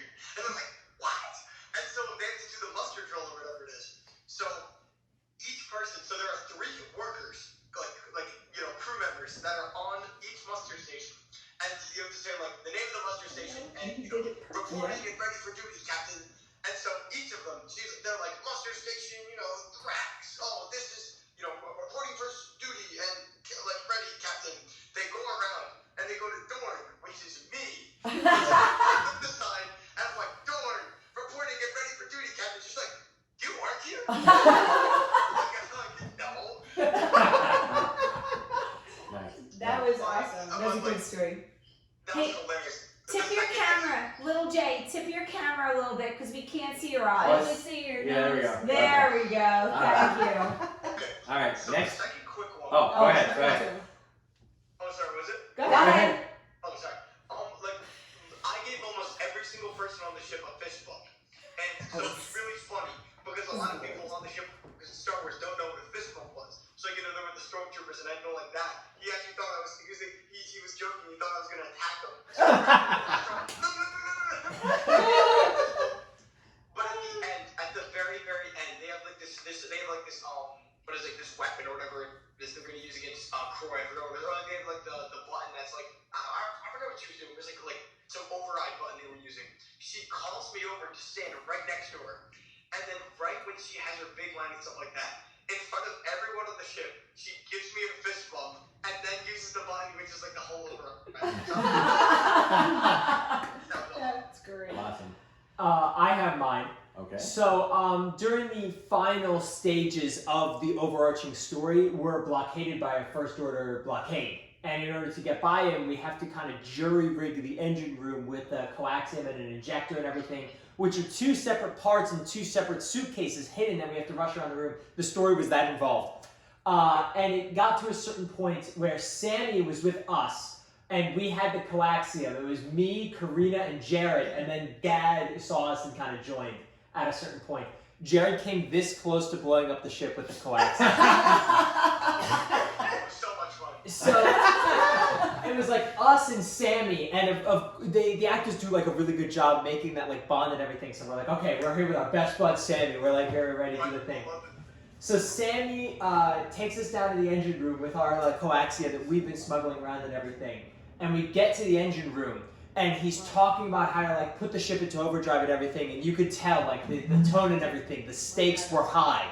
So it's me and my partner Lee get put off in a section by ourselves, and we were like we were rewriting the ship and everything, and our characters almost like went through an arc where we went just from like being the normal like bounty hunters to like fully being like gung-ho for the resistance. I mean, we were like the people for the resistance, I feel like, with the #1 supporters and everything. So it's just so like inspiring and dramatic and everything. They have the lights and they have the music going like crazy, and Chewbacca was there, and it was just this like awesome moment. You felt like you were in the climax of a Star Wars story. It was like exhilarating. I also have one big moment and then like one small moment. So for me, I loved when we got to lock up the stormtroopers. And for me, I was in charge of like unlocking the door first. And the only reason I knew how to do that was because we had like practiced with it and were fooling around with it before. And then I was the one who eventually locked the door, and I had to lock Sammy inside. He asked me to lock him inside to make it look more realistic. But it was so funny because all the kids were just running around. They had no idea what was going on or why Sammy was locked up. My other small moment was I had a different mission in the engineering room, and Chewbacca was there. And I was working on like the engine, one of the tubes or something, and I felt a tap on my shoulder, and I looked and no one was there, and I looked to my left and Chewbacca was there, and he was like pulling around. It was so funny. It was like such a spontaneous moment. All right, cool. And Karina?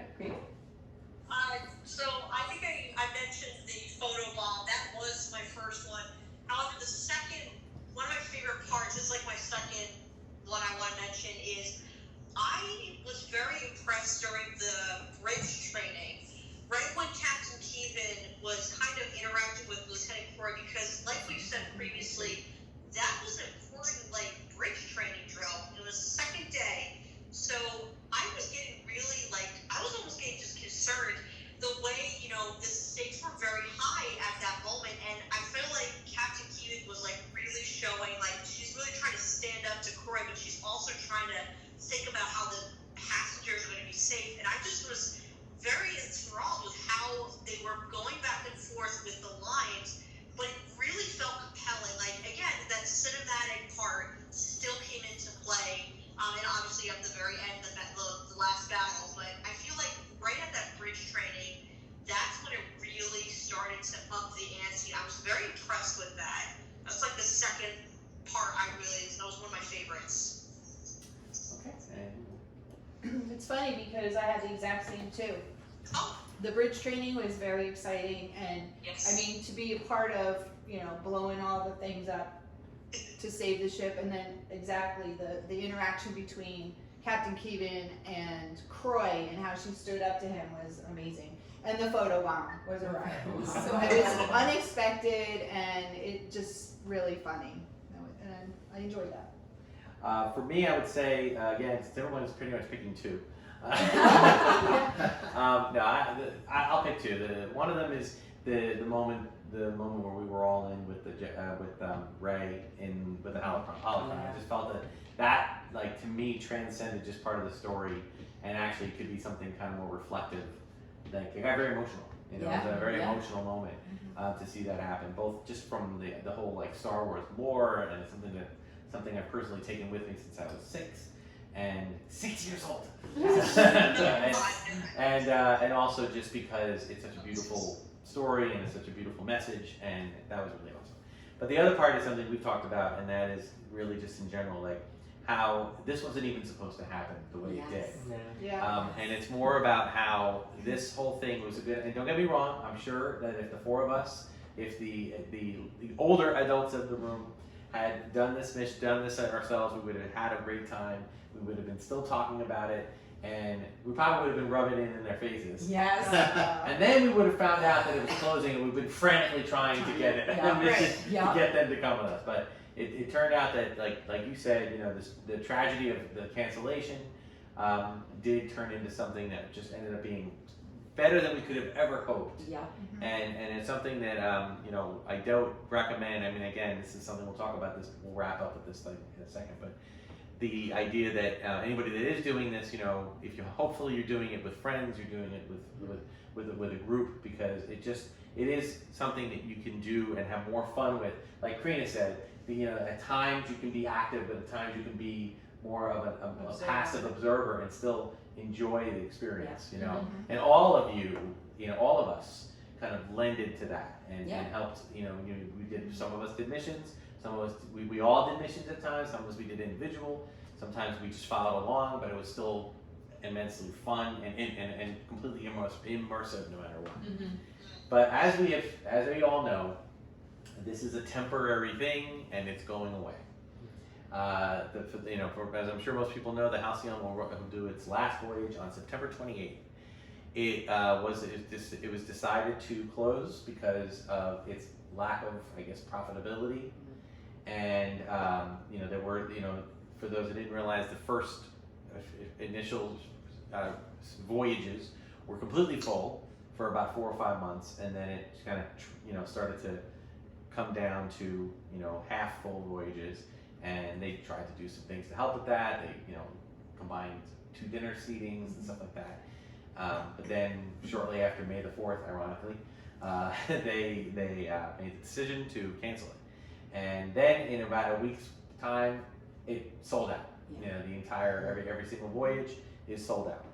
So my feeling on it is, again, I've said this before to everybody that will listen. I said, if you didn't do it, you have no proper way of understanding what it was.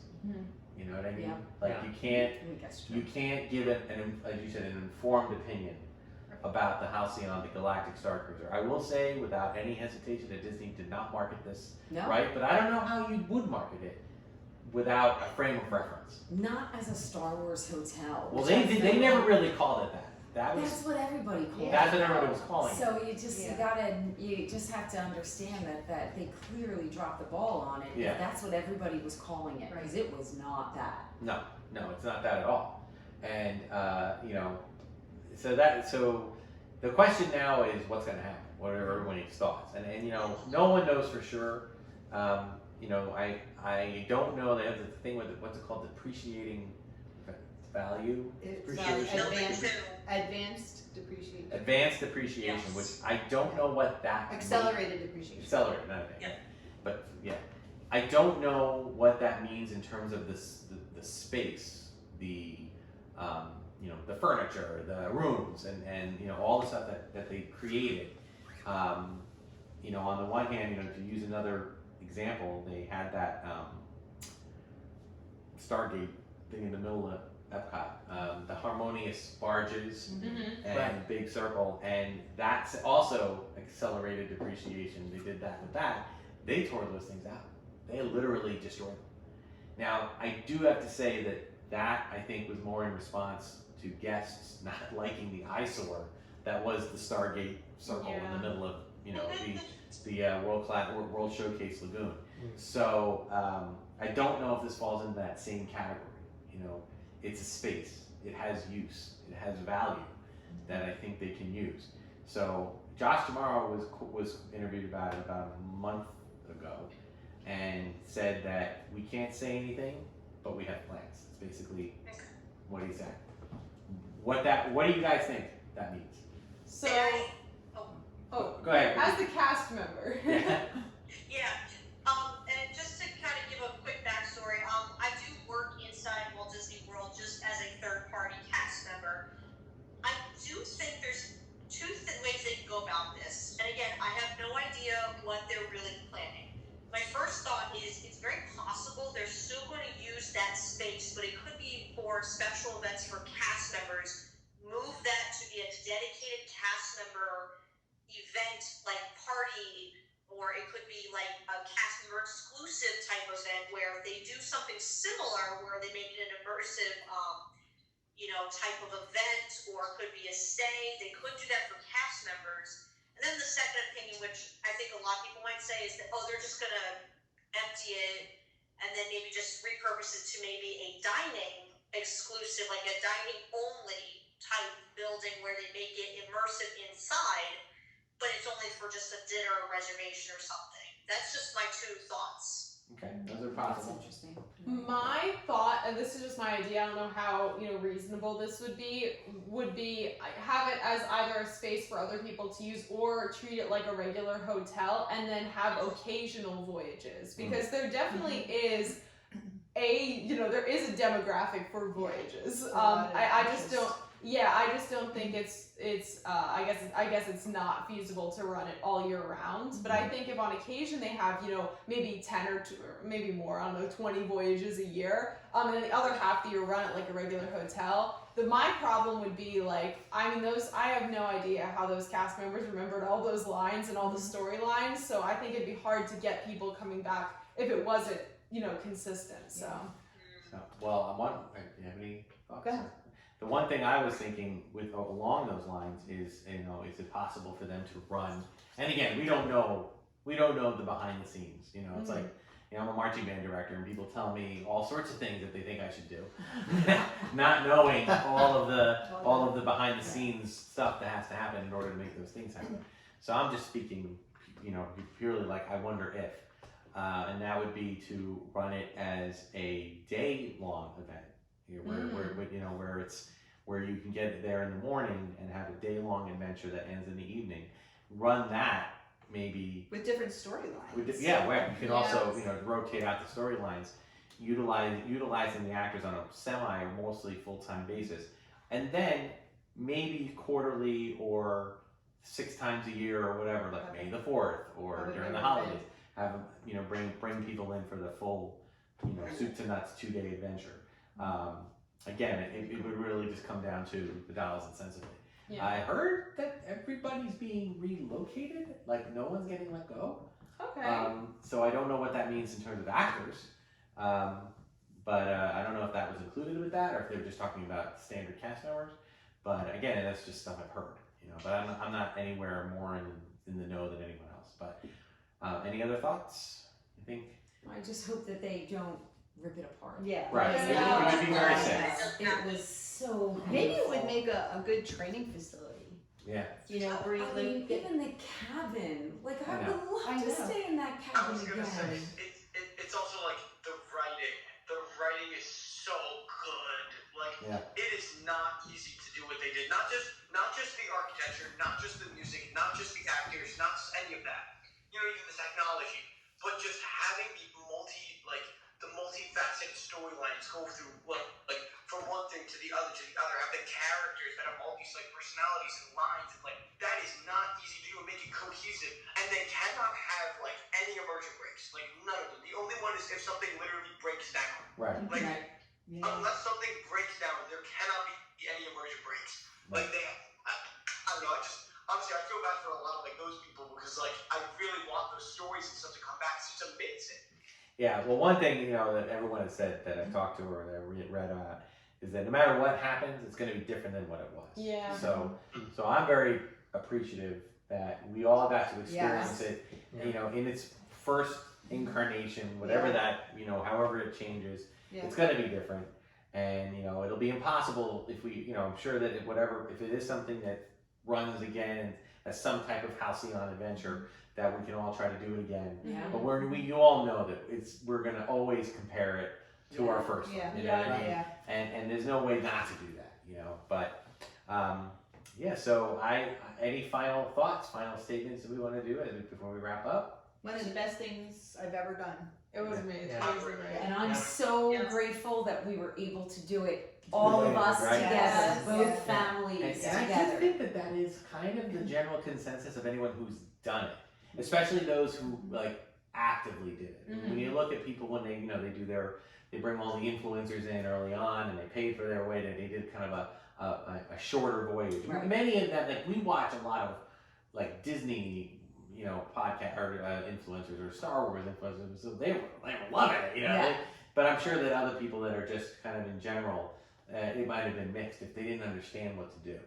Yeah. That's the thing. Right. They didn't understand what They this thought it was. was just a hotel. Like, where's the spa? Right. Where's the Right, pool? right, yeah. No. But yeah, I agree. This is so great that we got a chance to do this together. So thank you guys for sitting through this, and I hope you guys enjoyed. That we put some video and some photos. We did do something. We kind of gave everybody here a little prize. We put together some trading cards that included all of our photos from the Halcyon, along with just some general photos of the ships, looking like the original Star Wars Topps trading cards. A big shout out to Dano from the Dano channel. I believe he kind of put out this template as a way for people to do that, and I appreciate that. So we're not selling them, we just gave them out as gifts to everybody here. And we had a great time with this, and I'm so looking forward to seeing what they decide to do with this. Yeah. We wish everyone in the remaining August and September voyages good journey. May the stars light your way. So until next time. Tabuite. Yes, well, let's do that all together. Right, we're going to do it all together. Let's be organized here. So thank you so much for watching. Be sure to like, subscribe, do all that other stuff. Check it out. It's on Instagram and X, not Twitter anymore. and the Darth Tuba Star Wars unboxing page on Facebook. We still have another video coming where we actually go through our Halcyon haul. where Road Pork fan here is going to be helping us with that. And until next time, may the Force and the toys be with you, and Tabuite! Tabuite!